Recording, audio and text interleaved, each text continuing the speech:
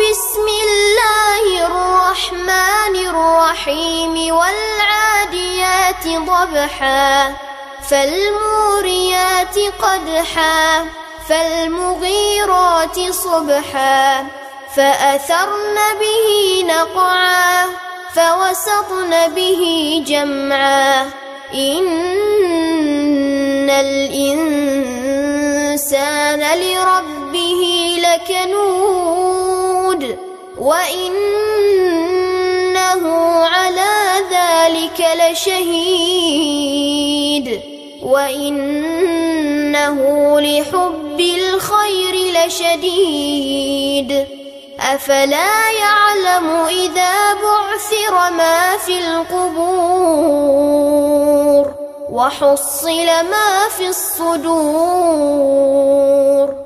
إن ربهم. السلام عليكم ورحمة الله وبركاته. பெருமதிப்பிற்கும் மரியாதைக்கும் உரிய எல்லாம் வல்ல அல்லாஹுவின் நல்லடியார்களே, அருமை பெரியோர்களே, தாய்மார்களே, சகோதர சகோதரிகளே, எல்லாம் வல்ல ஏக இறைவனின் அருட்பெரும் கிருபையினால் அவனது மார்க்கத்தினை அறிந்து கொள்ள வேண்டும் என்ற பேர் ஆர்வத்தோடு இந்த பொதுக்கூட்ட நிகழ்ச்சி ஏற்பாடு செய்யப்பட்டிருக்கிறது. இந்த நிகழ்ச்சியில் சத்தியத்தை சொல்லி அசத்தியத்தை வெல்வோம் என்ற தலைப்பினை எனக்கு வழங்கியிருக்கிறார்கள். சத்தியம் என்பது அதனுடைய இயற்கை குணமே அது எடுத்து சொல்லப்படுகிற பொழுது அசத்தியத்தை வீழ்த்துவதுதான். இது சத்தியத்திற்கான இயற்கையிலே உண்டான ஒரு பண்பு என திருமறை குர்ஆன் சொல்லுகிறது. அல்லாஹ் ரப்புல் ஆலமீன் திருமறை குர்ஆனிலே சொல்லி காட்டுகிறான், நக்திஃபு பில் ஹக்கி அலல் பாத்திலி ஃபயத்மகுஹு ஃபஇதா ஹுவ ஸாஹிகுன். அசத்தியத்தின் மீது சத்தியத்தை நாம் வீசுகிறோம். ஃபயத்மகுஹு, அசத்தியம் நொறுங்கி விடுகிறது. ஃபஇதா ஹுவ ஸாஹிகுன், இறுதியிலே அது ஒன்றுமில்லாமல் அழிந்து போகிறது. சத்தியத்தை அசத்தியத்தின் மீது நாம் வீசுகிறோம், அது அசத்தியத்தை நொறுக்கி ஒன்றுமில்லாமல் வீழ்த்திவிடும் என்று அல்லாஹ் ரப்புல் ஆலமீன் சத்தியத்திற்குண்டான இலக்கணத்தை திருமறை குர்ஆனிலே சொல்லி காட்டுகிறான். இந்த கருத்துப்பட திருக்குர்ஆனுடைய பல்வேறு வசனங்கள் நிரம்பி இருப்பதை பார்க்க முடிகிறது. இயற்கையிலே சத்தியத்திற்குண்டான பண்பு அசத்தியத்தை வீழ்த்துவது என்று சொன்னால், இந்த சத்தியத்தை வழங்கிய அல்லாஹ் ரப்புல் ஆலமீன் நம்மிடத்திலே என்ன எதிர்பார்க்கின்றான்? இந்த சத்தியத்தை பிறருக்கு எடுத்து சொல்ல வேண்டும். அதன் மூலமாக உலகத்திலே இருக்கிற அசத்திய கொள்கைகளை வேறறுத்திட வேண்டும். உலகத்தில் இருக்கிற எல்லா சித்தாந்தங்களையும் விட லியுஹிரஹு அலத்தீனி குல்லிஹி, எல்லா மார்க்கத்தை விட இந்த சத்தியத்தை மேலோங்க செய்ய வேண்டும். இதைத்தான் அல்லாஹ் ரப்புல் ஆலமீன் நம்மிடத்திலே எதிர்பார்ப்பதாகவும் திருமறை குர்ஆன் நமக்கு பாடம் நடத்துவதை பார்க்க முடிகிறது. அப்படியானால் சத்தியத்தை சொல்வதற்கு முன்னால் நாம் அறிந்து கொள்ள வேண்டிய மிக முக்கியமான ஒரு செய்தி, சத்தியம் என்றால் எது? இந்த கேள்விக்கு நாம் கண்டுபிடிக்கிற பதிலில்தான் நம்முடைய சத்தியத்தை சொல்லுகிற அந்த பக்குவமும், அதனால் ஏற்படுகிற இடர்பாடுகளை எதிர்த்து நின்று தாங்கிக் கொள்ளக்கூடிய ஆற்றலும், அசத்தியத்தை வீழ்த்தி சத்தியத்தை நிலைநாட்டக்கூடிய அந்த உயர்ந்த பண்புகளும் எங்கே அடங்கி இருக்கிறது என்று சொன்னால், சத்தியம் என்றால் எது என்ற கேள்விக்குரிய பதிலிலே தான் அடங்கி இருக்கிறது.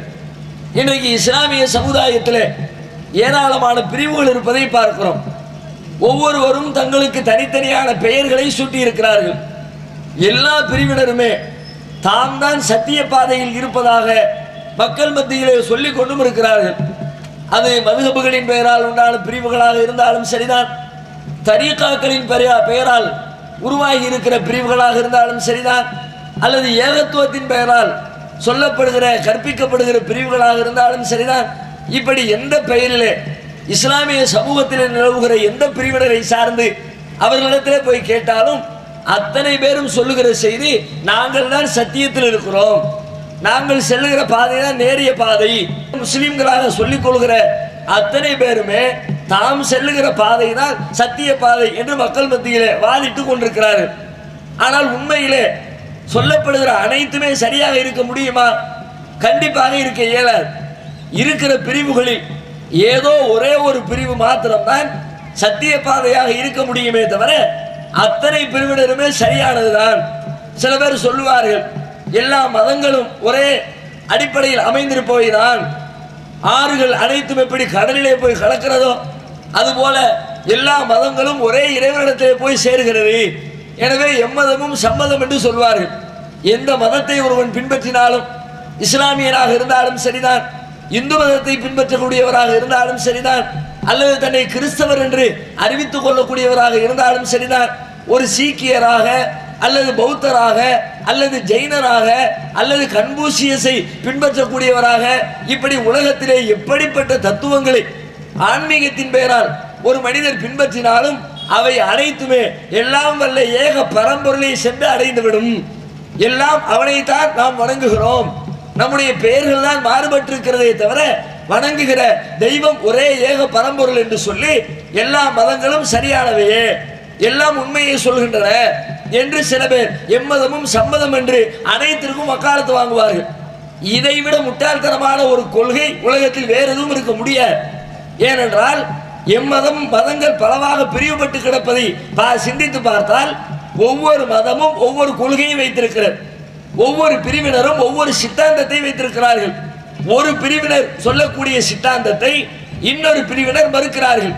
ஒரு மதத்திலே இறைவன் ஒருவன் தான் என்று சொல்லப்படுகிறது, இன்னொரு மதத்திலே இறைவன் 3 பேர் இருக்கிறார்கள் என்று சொல்லப்படுகிறது, இன்னொரு மதத்திலே கடவுளர்கள் 33 கோடி தேவர்கள் இருக்கிறார்கள், அவர்கள் தான் இந்த உலகத்தை நிர்வகித்துக் கொண்டிருக்கிறார்கள் என்று சொல்லப்படுகிறது. இப்படிப்பட்ட பலதரப்பட்ட பிரிவுகளை சார்ந்த அனைத்து கொள்கைகளும் எப்படி சரியானதாக இருக்க முடியும்? ஒன்றை ஒன்று முரண்பட்டு நிற்கிறது. முரண்பட்டு நின்றாலே அசத்தியம் என்பதற்கு அதுதான் எடுத்துக்காட்டு. முரண்பட்டு அனைத்துமே உண்மையாக இருக்க முடியாது. அதில் ஏதோ ஒன்றே ஒன்றுதான் சத்தியமாக நேரான வழியாக இருக்க முடியுமே தவிர அனைத்துமே சத்தியம்தான். 5 × 5 = 10 என்று ஒருவர் சொல்லுகிறார். இல்லை இல்லை 5 × 5 = 12ங்கிறார். இதுவும் சரிதான் அதுவும் சரிதானே ஒரு கணக்கு வாத்தியார் சொன்னா அவர் கணக்கு வாத்தியார் ஏற்றுக்குவோமா? அவர் அதுக்கு தகுதியானவராக இருப்பாரா? கண்டிப்பாக அறிவற்ற மூடன் தான் முரண்பட்ட 2 விஷயங்களை உண்மை என்று ஒத்துக்கொள்வான். ஒரு காரியத்தை செய்தாயா செய்யவில்லையா என்று ஒருவரிடத்தில் கேள்வி கேட்கிறோம். ஒன்று செய்தேன் என்று பதிலளிக்க வேண்டும், அல்லது செய்யவில்லை என்று பதிலளிக்க வேண்டும். செய்தேன் ஆனா செய்யலைன்னா எந்த இடத்துல இவர் வைப்போம்? முரண்பட்டு நிற்கிறார், விவரம் இல்லாமல் இருக்கிறார். இவ்வளவு நேரம் நல்லா தான் இருந்தாரு, இப்பதான் இந்த கரண்ட் நிமிஷத்துல தான் ஏதோ ஏற்பட்டு இருக்கிறது, அவரை வேற ஆஸ்பத்திரிக்கு அனுப்பி வைக்க வேண்டும் என்று முடிவெடுப்போமே.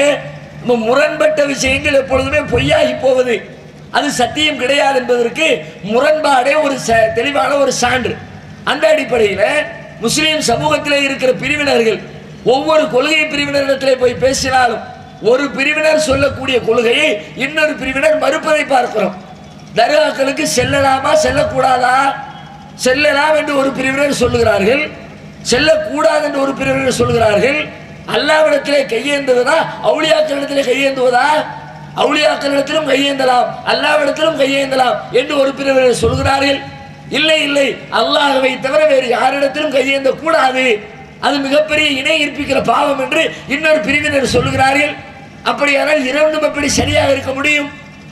இது சரி என்று சொன்னால் அது தவறு, அது தவறு என்று சொன்னால் இது சரி. அப்படி இரண்டில் ஏதேனும் ஒன்றுதான் சரியாக இருக்க முடியும், சத்தியமாக இருக்க முடியும். அந்த அடிப்படையிலே சிந்தித்து பார்க்கிற பொழுது முஸ்லிம்களிடத்தில் இருக்கிற பிரிவுகளில் ஏராளமான பிரிவுகள் இருந்தாலும் அந்த பிரிவுகளில் ஏதோ ஒரே ஒரு பிரிவு தான், ஒரே ஒரு கொள்கையை சார்ந்தவர்கள் மட்டும்தான் சத்தியத்தில் இருக்கிறார்கள், மற்றவர்கள் அசத்தியத்தில் தான் இருக்கிறார்கள் என்பதனை பகுத்தறிவை பயன்படுத்தி சிந்தித்து பார்க்கிற எல்லா மனிதர்களும் மிக சாதாரணமாக இந்த உண்மையை அறிந்து கொள்ள முடியும். அப்படியானால் இந்த பிரிவுகளில் எது சத்தியம்? இந்த சத்தியத்தை கண்டுபிடித்தால்தான் சத்தியத்தை சொல்லி அசத்தியத்தை எப்படி வெல்வது என்ற தலைப்பிற்குள்ளே செல்ல முடியும். சத்தியம் என்றால் எது?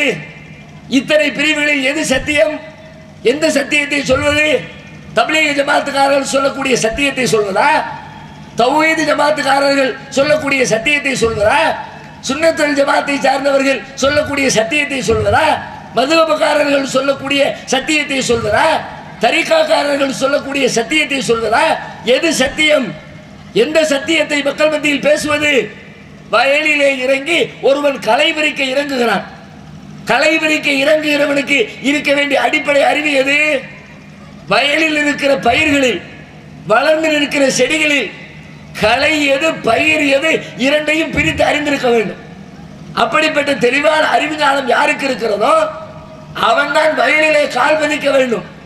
பயிருக்கும் களைக்கும் வித்தியாசம் தெரியாத ஒருவன் நான் களை பறிக்க போகிறேன் என்று சொல்லி அல்லது அறுவடை செய்ய போகிறேன் என்று சொல்லி வயலில் இறங்கினால் எப்படிப்பட்ட விபரீதங்களை அந்த விவசாயி சந்திப்பாரோ அதே போன்றுதான் சத்தியத்தை ஒருவர் சொல்ல போகிறார் என்றால் அவர் சொல்லக்கூடியவருக்கு சத்தியம் எது என்பதை பற்றிய அடிப்படை புரிதலில் கோளாறு ஏற்பட்டிருந்தால் சத்தியத்தின் பெயரால் அசத்தியத்தை சொல்லி நேரிய வழியில் மக்களை அழைப்பதற்கு பதிலாக தவறான வழியில் மக்களை அழைத்து அசத்தியத்தை வென்று சத்தியத்தை நிலைநாட்டுவதற்கு பதிலாக சத்தியத்தை குழி தோண்டி புதைத்துவிட்டு அசத்திய கொடியை நிலைநாட்டக்கூடிய ஒரு பெரும் பாவியாக அவர் மாறிப்போவதற்கான வாய்ப்பு இருக்கிறது. எனவே சத்தியத்தை குறித்த அடிப்படை புரிதல் நமக்கு தேவைப்படுகிறது. எது சத்தியம், எப்படி துவங்குவது? சத்தியத்திற்கு அத்தனை பேரும் ஒத்துக்கொள்ளக்கூடிய ஒரு அடிப்படையான இலக்கணம் இருக்கிறது. சத்தியம் என்று சொன்னால் நம்மை எல்லாம் படைத்து ஆளுகிற இறைவனின் புறத்திலிருந்து நமக்கு என்ன வழிகாட்டுதல் வந்ததோ அதற்கு பெயர் சத்தியம். அல்லாஹ் சொன்னால் சத்தியம். அல்லாஹ்விடமிருந்து நபிகள் நாயகம் அவர்கள் வாங்கி சொன்ன செய்திகளுக்கு பெயர் சத்தியம். இதிலே முஸ்லிம் சமூகத்தில் யாருக்கும் கருத்து வேறுபாடு இருக்குமா? கண்டிப்பாக இருக்க முடியாது, இருக்கக்கூடாது. ஒருவேளை இருந்தால் அவர் இஸ்லாமியராக அல்லாஹ்விற்கு கட்டுப்பட்ட முஸ்லிமாக அவர் தன்னை அறிவித்துக் கொள்ள முடியாது. படைத்த இறைவன் காட்டிய வழிமுறை சத்தியம். மாற்று கருத்துக்கு இடமே இல்லாத, இரண்டு கருத்துக்களுக்கு இடம் கொடுக்காத ஒரு சத்திய கொள்கை உலகத்தில் இருக்கிறது என்று சொன்னால் படைத்த இறைவனால் உலகத்திற்கு சொல்லப்பட்ட வழிகாட்டுதல் எதுவோ அதுதான் சத்தியம். இதை தவிர வேறு எதுவும் சத்தியம் இல்லை. அப்படிப்பட்ட சத்தியத்தை இறைவனை தவிர வேறு யாரும் உலகத்திற்கு சொல்ல முடியாது. இது எல்லோரும் ஒத்துக்கொண்ட செய்தி. தௌஹீத் ஜமாத்துக்காரர்களிடத்தில் கேட்டால் கரெக்ட் தான், அல்லாஹ் தப்பா சொல்ல மாட்டாரே, அல்லாஹ்வுடைய தூதர் தவறாக சொல்ல மாட்டார்களே, ஏற்றுக்கொள்வார்கள். ஹனஃபி மதுஹபைக்காரர்கள் கேட்டு பாருங்கள், ஷாஃபி மதுஹபினரிடத்திலே கேட்டு பாருங்கள், தரீகாவினரிடத்திலே கேட்டு பாருங்கள், யாரிடத்திலே கேட்டாலும் அல்லாஹ் தவறிழைக்க மாட்டான், அல்லாஹ் அசத்தியத்தை சொல்ல மாட்டான். உலகத்திற்கு இறைவனால் சொல்லப்பட்ட செய்திகள் எதுவோ அதுதான் சத்தியம் என்பதில் அத்தனை பேரும் ஒருமித்த கருத்திலே இருக்கிறோம். ஆனால் நாம எங்க தவறுகிறோம் என்று சொன்னால் அதை நடைமுறைப்படுத்துகிற பொழுது, அந்த இஸ்லாத்தை புரிந்து கொள்கிற பொழுது சில இடங்களில் நம்மை அறியாமல் சரியில் இருக்கிறோம். உதாரணமாக சொல்வதாக இருந்தால் அல்லாஹ் சொன்ன விஷயங்களை சத்தியம் என்று ஏற்றுக்கொண்ட மனிதர்கள் தங்களுடைய சொந்த அறிவை பயன்படுத்தி அந்த அறிவின் மூலமாக சிந்தித்து பெறுகிற சில விஷயங்களையும் சத்தியத்திற்கு இலக்கணங்களாக முன்வைத்து விடுகிறார்கள். அல்லாஹ் குர்ஆனில் இப்படி சொல்கிறான். அவர்களிடத்தில் சொன்னால் இல்லையே, சிந்திச்சு பார்க்கும்போது அது அறிவுக்கு ஏற்றுக்க மாட்டேங்குதே, அதை நடைமுறைப்படுத்தினா சிக்கல் வருதே, அதை போய் மற்றவங்கள்ட்ட சொன்னா அடிக்கிறாங்களே, ஊர் வேலைக்கு வைக்கிறாங்களே, பிரச்சனை பண்றாங்களே, வியாபாரத்தில் நஷ்டம் ஏற்படுதே, பெரிய அளவில் சம்பாதிக்க முடியலையே, தொழில் துறையில் சிக்கல் ஏற்படுதே, குடும்பத்தாரோடு சண்டை வருகிறது, எதை அல்லாஹ் இதை சொல்லி இருக்கிறார் என்று அதை நடைமுறைப்படுத்துமாறு மக்களுக்கு அழைப்பு விடுத்தால் அவர்களுடைய சொந்த அறிவை பார்க்கிறார்கள், சமூகத்தில் என்னுடைய நடைமுறை வாழ்க்கையை பார்க்கிறார்கள். நடைமுறையை பார்த்துவிட்டு இல்லை இல்லை என் அறிவை கொண்டு யோசிக்கும் பொழுது இதை நடைமுறைப்படுத்தினால் எனக்கு இடையூறு ஏற்படும் என்று தெரிகிறது, எனவே இது சத்தியம் இல்லை, நான் அறிந்திருக்கிறேன், நான் ஆராய்ச்சி செய்து புரிந்து வைத்திருக்கிறேன், என்னுடைய சமூகத்தில் இருந்து பாடம் கற்று வைத்திருக்கிற செய்திகள் எதுவோ அதுதான் சத்தியம் என்று தன்னுடைய அறிவை சத்தியத்திற்கு அளவுகோலாக சில மனிதர்கள் முன்வைத்து அதிலிருந்து சருகி விடுகிறார்கள்.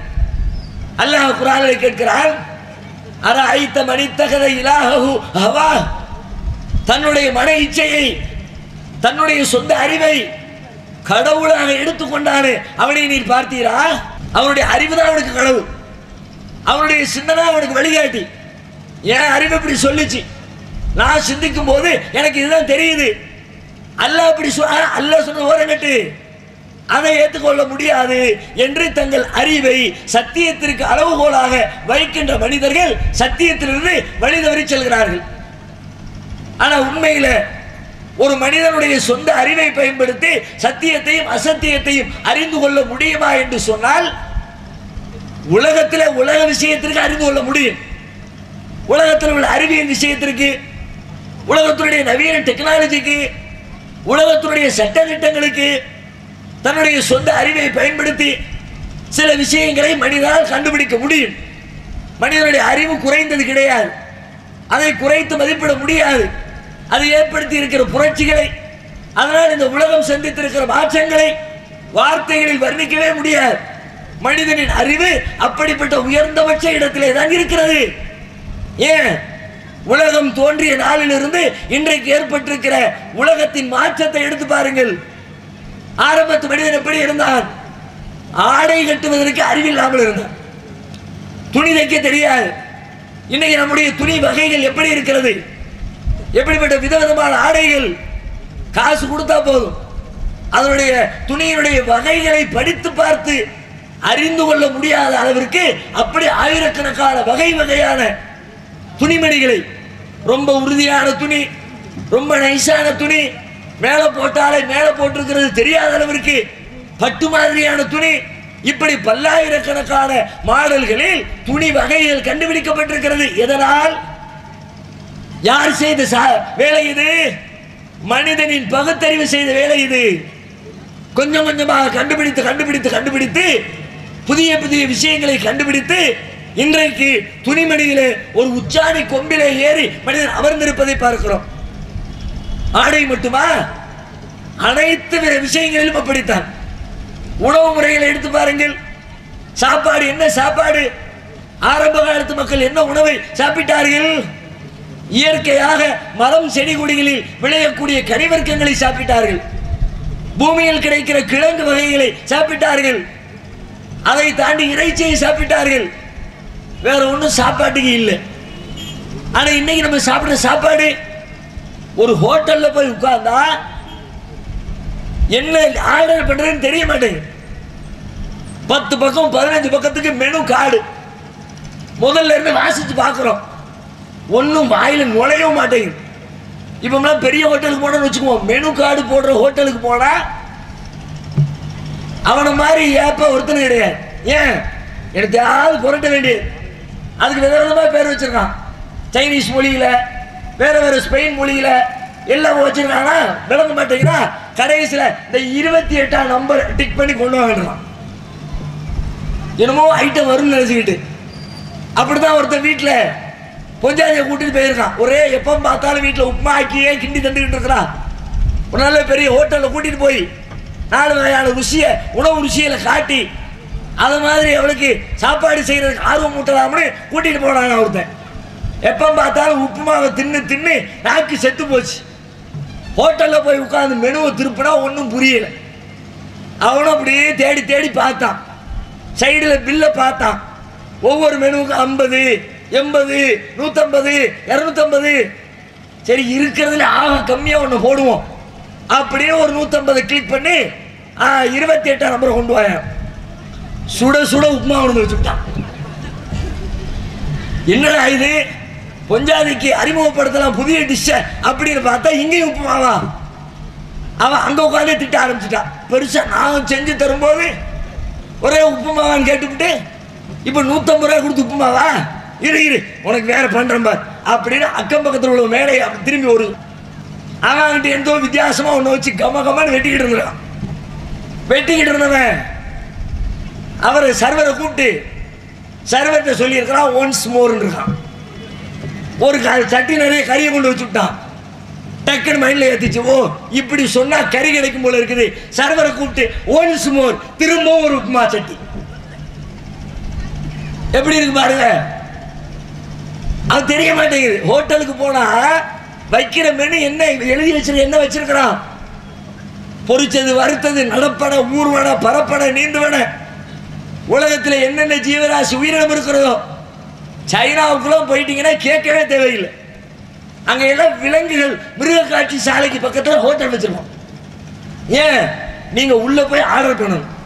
இந்த பாம்பு அடிங்க, இந்த முயலை பிடிங்க, அந்த மாடை எடுங்க, உடனே பிடிச்சி உடனே அறுத்து உடனே சமையல் பண்ணி. அப்ப மனிதன் இப்படி உணவு முறையிலே எங்கேயோ வளர்ந்திருக்கிறான். ஆரம்ப கால மனிதனுக்கு இப்படிப்பட்ட உணவு முறை உண்டா? இப்படி ருசித்து பார்த்திருப்பார்களா? உணவிலே இருந்து, உடையிலே இருந்து, தங்குமிடத்திலே இருந்து, பயன்படுத்துகிற ஒவ்வொரு பொருளிலே. ஏன் ஒரு 15-20 வருஷத்துக்கு முன்னாடி யாரையாவது சந்திக்கும் போது உங்க நம்பர் என்ன அப்படின்னு கேட்கிற கலாச்சாரம் உண்டா? 20 வருஷத்துக்கு முந்தைய யாரையாவது பார்த்து அண்ணா உங்க நம்பர் சொல்லுங்களேன், நான் என்ன ஜெயிலியா இருக்கிறேன், நம்பர் கேட்க என்ன ஜெயில தான் நம்பர் கொடுப்பாங்க ஒவ்வொரு கைதிக்கும். இப்ப என்ன எல்லார் கையிலையும் நம்பர் இருக்கு.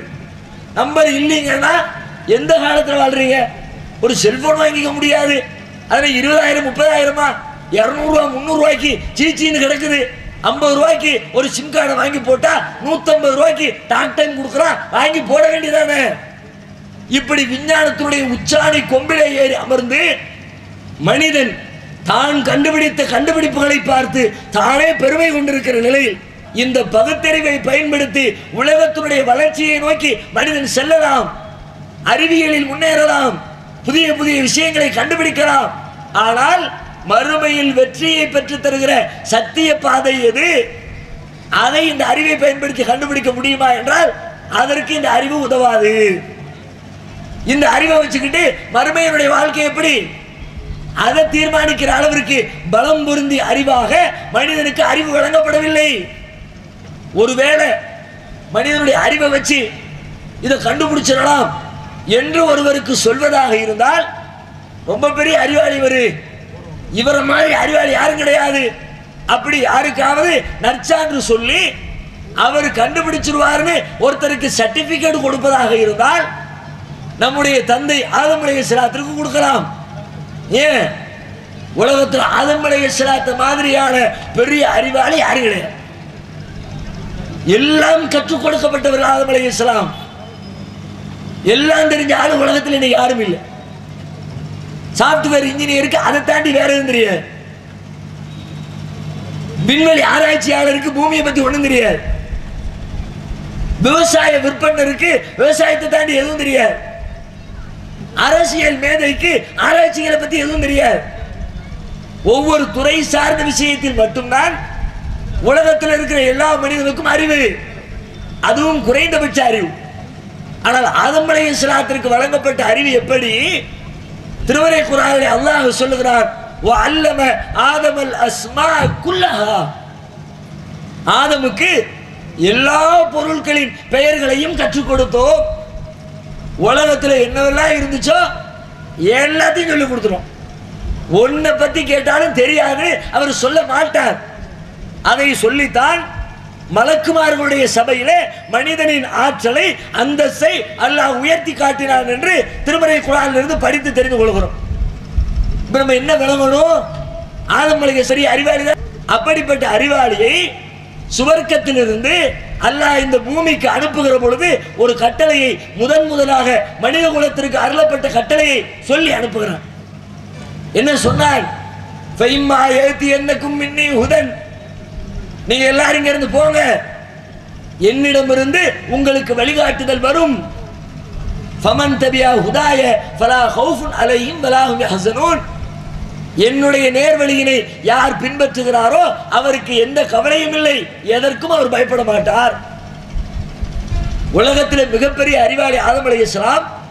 அந்த ஆதம் அலைஹிஸ்ஸலாத்துக்கு அல்லாஹ் சொல்றான், ஆதமே உங்களுக்கு பெரிய அறிவு இருக்குது, யாருக்கும் இல்லாத அறிவு இருக்குது, என் கையால படைச்சிருக்கிறேன், சொர்க்கத்தில் இருந்திருக்கிறீங்க, என்னை பத்தி தெரியும், என் சொர்க்கத்தை பத்தி தெரியும், என்னுடைய வல்லமையை தெரியும். எனவே உங்களுடைய அறிவை வச்சு நீங்களே உங்களுக்கான வாழ்க்கையை, உங்களுக்கான சத்தியத்தை தேடி கண்டுபிடித்துக் கொள்ளுங்கள் என்று ஆதம் அலைஹிஸ்ஸலாத்திற்கு அல்லாஹ் அனுமதி வழங்கவில்லை.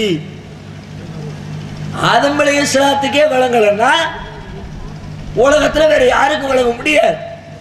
வேற யாருடைய அறிவும் அதற்கு சொந்தம் கொண்டாட முடியாது. எனவே அறிவை, என்னுடைய சொந்த அறிவை பயன்படுத்தி சத்தியம் அசத்தியம் என்று பிரித்து பார்க்கிற அளவுகோல் மனிதர்கள் சத்தியத்திலிருந்து தூரம் விலகக்கூடிய மைய புள்ளி என்பதை புரிந்து கொள்ள வேண்டும். ரெண்டாவது என்ன, இன்னொரு இடத்துல நாம சத்தியத்திலிருந்து விலகுகிறோம். அது என்ன இடம் என்று சொன்னால், நமக்கு இஸ்லாம், நம்ம முஸ்லீம்களா இருக்கிறோம், நமக்கு இந்த இஸ்லாம் எப்படி கிடைச்சிச்சு? நாம கண்டுபிடிச்சு இந்த இஸ்லாத்தை தெரிந்து கொள்ளவில்லை. நாம படித்து ஆராய்ந்து உலகத்தில் இருக்க வேத புத்தகங்களை எல்லாம் எடுத்து வச்சு அது சரியில்லை, இது சரியில்லை, இது சரியில்லை, குர்ஆன் தான் சரியா இருக்குது, எனவே இந்த இஸ்லாம் தான் கரெக்டு, அப்படித்தான் நம்ம இஸ்லாத்தை ஏற்றுக்கொண்டோமா? நமக்கு வழி வழியாக இஸ்லாம் வந்தது, நம்முடைய பெற்றோர்களிடமிருந்து வந்தது. அவர்கள் முஸ்லீம்கள், அவர்களுடைய பிள்ளைகளாகிய நாமும் முஸ்லீம்கள். இந்த அடிப்படை வைத்துக்கொண்டு அவர்களுக்கு எப்படி இஸ்லாம் கிடைச்சிச்சு? நிறைய பேர் சிந்திக்கிறாங்க. அவங்களுக்கு அவங்களுடைய பெற்றோர் சொன்னாங்க. அவங்களுக்கு எப்படி கிடைச்சது? அவர்களுடைய பெற்றோர்கள் சொன்னாங்க. அவர்களுக்கு எப்படி கிடைச்சது? அவர்களுடைய பெற்றோர்கள் சொன்னாங்க.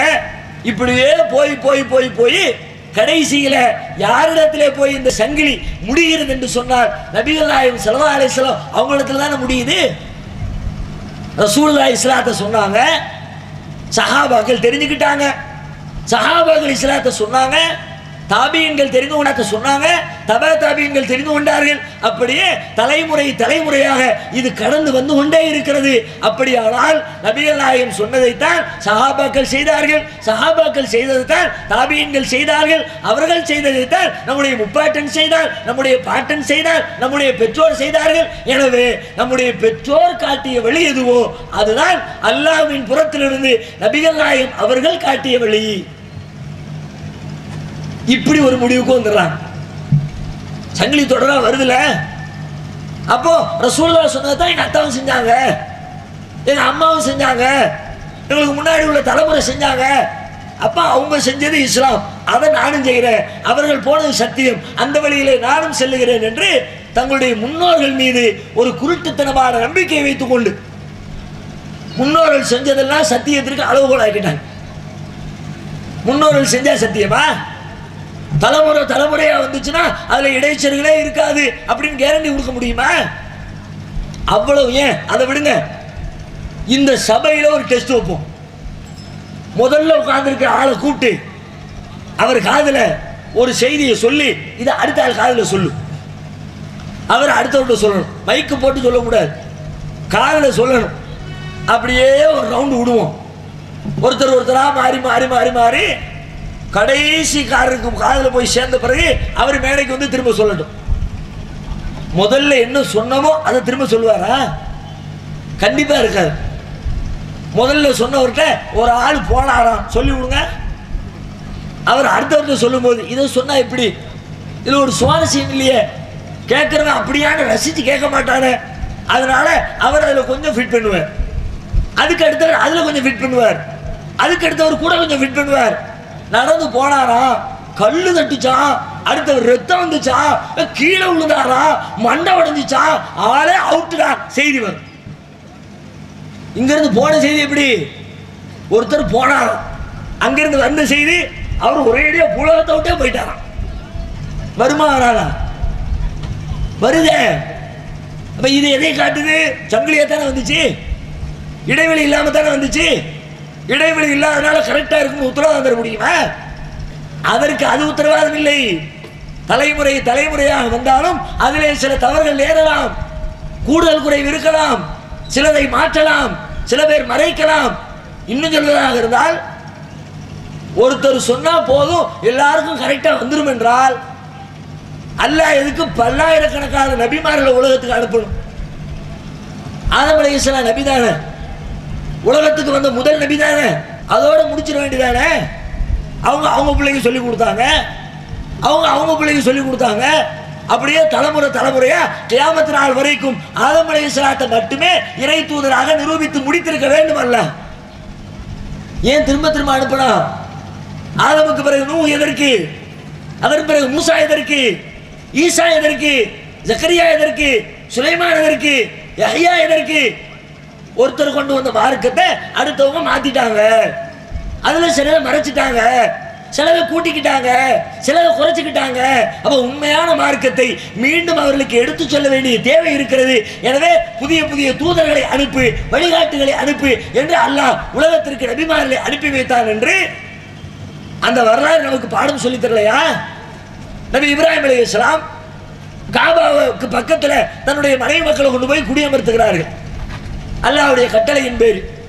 அல்லாஹ்வும் குர்ஆனில் சொல்லி காட்டுகிறான், ரப்பனா இன்னி அஸ்கன்து மின் துர்ரியத்தி பிவாதின் கைரி தி ஸரஇன் இந்த பைத்துல் முஹர்ரம். இறைவா, உன்னுடைய புனிதம் நிறைந்த ஆலயத்திற்கு அருகிலே பயிர் பச்சைகள் எதுவும் இல்லாத இந்த பாலைவன பூமியிலே என்னுடைய சந்ததிகளை குடியமர்த்தி விட்டேன். அல்லாஹ், நீயே என்னுடைய வாரிசுகளை பார்த்துக்க, அவங்களுக்கு சாப்பாடு கொடு, அவங்களுக்கு கனிவர்க்கங்களை உணவாக கொடு என்று இப்ராஹிம் அலைஹிஸ்ஸலாம் துஆ செஞ்சாங்க.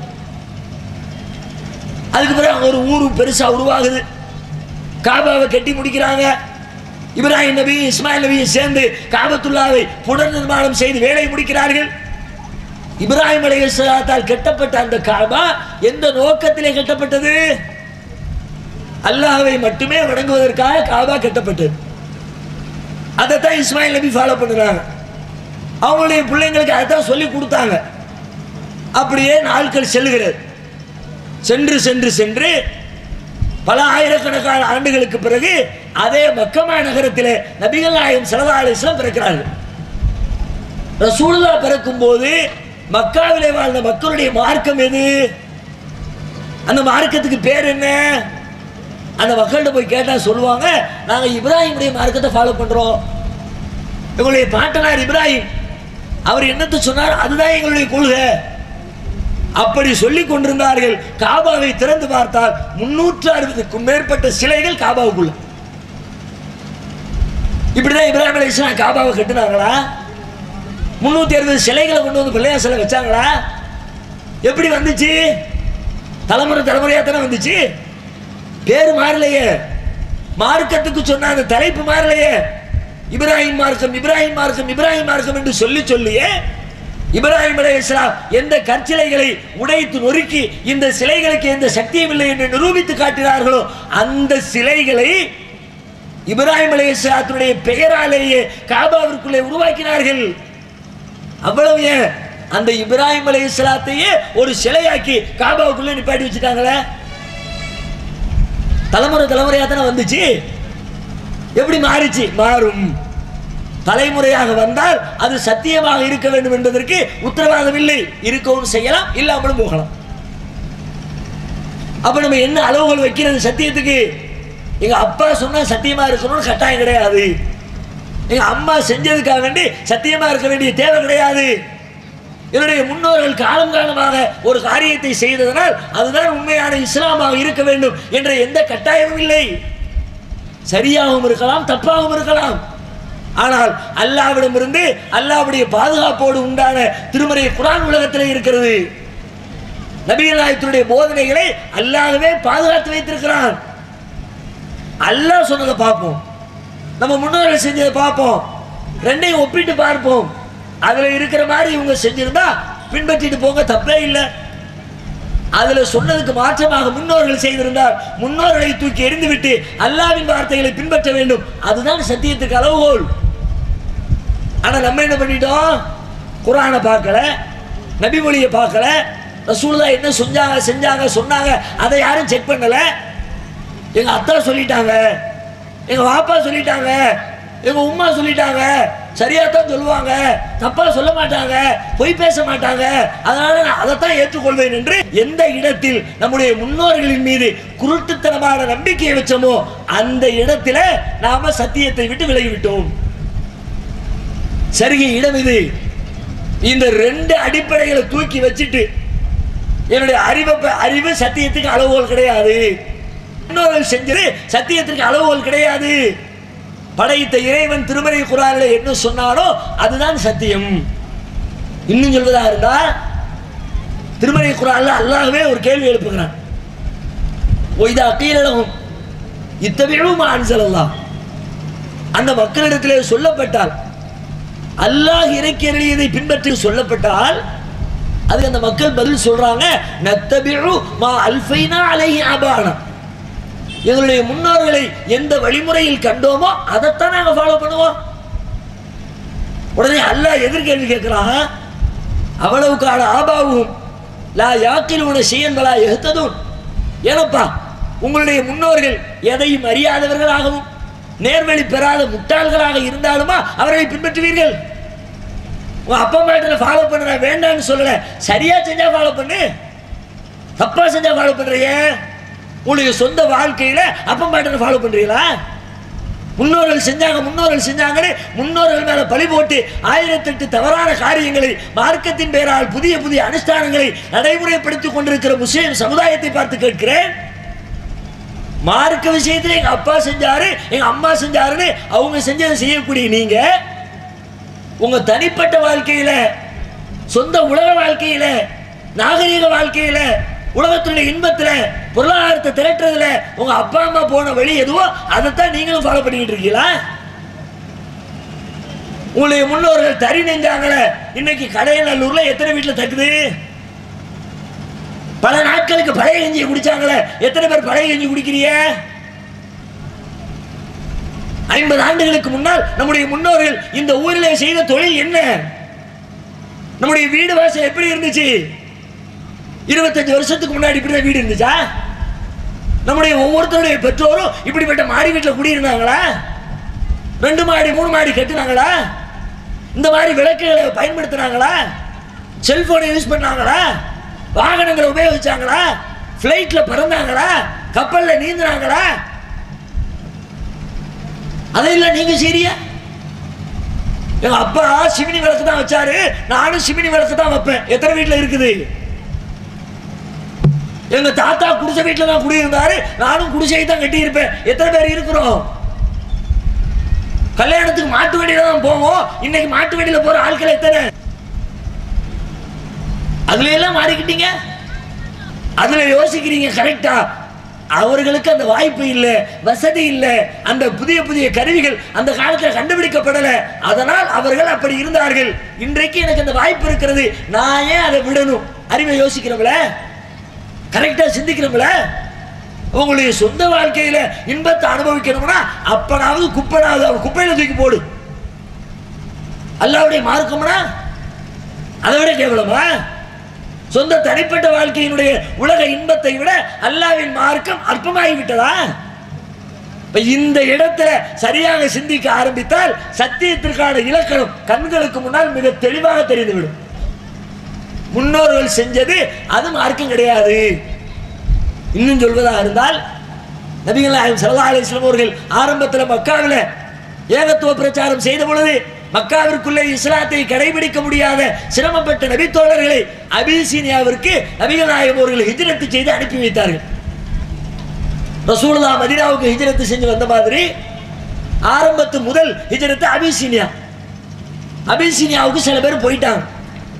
மக்காக்காரங்களுக்கு தெரியுது, அங்க போய் நிம்மதியா வாழ்றான்னு விடக்கூடாத பாவனை, திரும்ப எல்லாத்தையும் பிடிச்சி இழுத்துட்டு வந்து அவங்களை மீண்டும் ஐயா புடைக்கணும், வாங்க அபிசீனியா மன்னர் இடத்துல போய் பேசி நம்முடைய சொந்தக்காரங்களை எல்லாத்தையும் திரும்ப கூட்டிட்டு வருவோம் என்று மக்கத்து காபிர்கள் அபிசீனியாவை நோக்கி வருகிறார்கள். அந்த மன்னனுடைய சபைக்கு வர்றாங்க, நிறைய அன்பளிப்புகளை உணர்ந்து கொடுக்குறாங்க. கொடுத்துவிட்டு சொல்றாங்க, எங்க ஊர்ல இருந்து சில பேர் உங்க நாட்டிலே தஞ்சம் அடைந்திருக்கிறார்கள், அவங்களை எங்களோட அனுப்புங்க. அவங்க நல்லவங்க இல்ல, புதுசு புதுசா என்னலாமோ சொல்றாங்க, நீங்க நம்பக்கூடிய இயேசு கிறிஸ்துவை பத்தி கூட தப்பு தவறுமா சொல்றாங்க, எல்லாத்தையும் எங்க கூட அனுப்புங்க கோரிக்கை வைக்கிறார்கள். மன்னர் அழைப்பு விடுக்கிறார். முஸ்லிம்கள் எல்லாம் போய் நிக்கிறாங்க. கேட்கிறாரு, இந்த முஹம்மது உங்களுக்கு என்ன சொல்கிறார்? முஹம்மது ஒரு மார்க்கத்தை கொண்டு வந்திருக்கிறாரு அப்படின்னு நீங்க சொல்றீங்களே, அந்த மார்க்கத்தை நீங்க ஏத்துக்கிட்டு உங்களுடைய ஊர்க்காரங்களை எல்லாம் பகைத்து கொண்டு இந்த ஊருக்கு தஞ்சம் அடைந்திருக்கிறீர்களே, அந்த முஹம்மது உங்களுக்கு என்ன சொல்கிறார்? அப்போ ஒரு நபித்தோழர் எழுந்து அற்புதமான ஒரு உரை நிகழ்த்துகிறார். யமுருனா பிஸ்ஸலாத்தி வஸ்ஸிதுகி வல் அஃபாஃபி வஸ்ஸிலதி, இறைவனை தொழ வேண்டும் என்று சொல்கிறார், உண்மையை பேச வேண்டும் என்று சொல்கிறார், உறவினர்களை அனுசரிக்க வேண்டும் என்று சொல்கிறார், நல்லதை ஏவ வேண்டும் என்று சொல்கிறார். அந்த பட்டியலில் உத்ருக்கு மா யகூலு ஆபாவுக்கும், உங்களுடைய முன்னோர்கள் சொன்னதை எல்லாம் விட்டு விடுங்கள் என்று எங்களுக்கு சொல்லுகிறார். ரசூலுல்லாஹ் இஸ்லாத்தை சொல்ல ஆரம்பிக்க ஆரம்ப கட்டத்தில் சொன்ன செய்தி என்னன்னா, இஸ்லாத்தை நீ புரிஞ்சுக்கணும்னா உங்க அப்பம் பாட்ட சொன்னதை தூக்கி எறி, உங்களுடைய முன்னோர்கள் செஞ்சதை விட்டுரு, அவங்க செஞ்சதை கடைபிடிச்சா அதைத்தான் நம்புவேன்னு சொன்னா உனக்கு இஸ்லாம் கிடைக்காது, சத்தியம் கிடைக்காது, உண்மையை தெரிந்து கொள்ள முடியாது. எனவே உங்கள் முன்னோர்கள் சொன்னதை விட்டுவிடுங்கள் என்று இந்த முஹம்மது எங்களுக்கு கட்டளை இடுகிறார் என்று நபி தோழர் உரை நிகழ்த்துகிறார். அப்ப சத்தியத்தை தெளிவாக அறிந்து கொள்ள வேண்டும் என்று சொன்னால் முன்னோர்கள் மீது வைத்திருக்கிற குருட்டு பக்தியை முதல்ல தூக்கி வெளியே கடாசு. அல்லாஹ் சொன்னாதான் சத்தியம். அல்லாஹ்விடமிருந்து நபிகள் நாயகம் கேட்டு சொன்னது மட்டும்தான் சத்தியம். இதை தாண்டி உலகத்தில் வேற எதுவும் சத்தியம் கிடையாது. இதுதான் சத்தியத்திற்கு இலக்கணம். இதை சொல்லுங்க. உலகத்தில் சொன்னா அல்லாஹ் சொன்னதை சொல்லுங்க. இந்த சத்தியத்தை சொன்னால் அசத்தியத்தை வெல்லலாம். இன்னைக்கு முஸ்லிம்கள் எத்தனை பிரிவுகளாக இருக்கிறார்களோ அத்தனை பிரிவினரும் இந்த சத்தியத்தை தான் சொல்றாங்களா? எத்தனை கொலை மக்களை அழைக்கிறார்கள், கூட்டம் போடுகிறார்கள், ஜும்மாக்களில் பேசுகிறார்கள். ஒவ்வொருத்தரும் எதை நோக்கி அழைக்கிறாங்க? அல்லாஹ் அழைக்க ஆள் இல்லை. சஹாபாக்கள் நோக்கி சில பேர், இமாம்களை நோக்கி சில பேர், மதுகபை நோக்கி சில பேர். வாங்க பாய் தொலைவாங்க, பள்ளியாசல் கூட வருவார். அல்லாஹ் சொன்னதானே சொல்றாரு. தொழுகைக்கு போய் பக்கத்தில் உட்கார்ந்தா பெரிய புத்தகத்தை தரவாணி சைஸ்ல புக்கை விரிக்கிறார். இந்தப்பா படி. இதே நான் படிக்கணும்? இது யார் எழுதின புத்தகம்? இதுக்கு இஸ்லாத்துக்கு என்ன சம்பந்தம்? அல்லாஹ் சொன்னதை எழுதி வச்சிருக்கிறாரு. யாரோ ஒரு மனிதன் எழுதிய புத்தகத்தை படித்து அதன்படி நான் செயல்பட வேண்டும் என்று அழைப்பு விடுக்கிறீர்களே, இது சத்தியமா? தப்லீக் செல்லக்கூடிய சகோதரர்கள் யோசித்து பாருங்கள். நீங்கள் எதை நோக்கி அழைக்கிறீர்கள்? அல்லாஹ்வை நோக்கியா, உங்களின் அமல்களின் சிறப்பை நோக்கியா, அல்லது நீங்களாக வகுத்து வைத்திருக்கிற 6 நம்பரை நோக்கியா?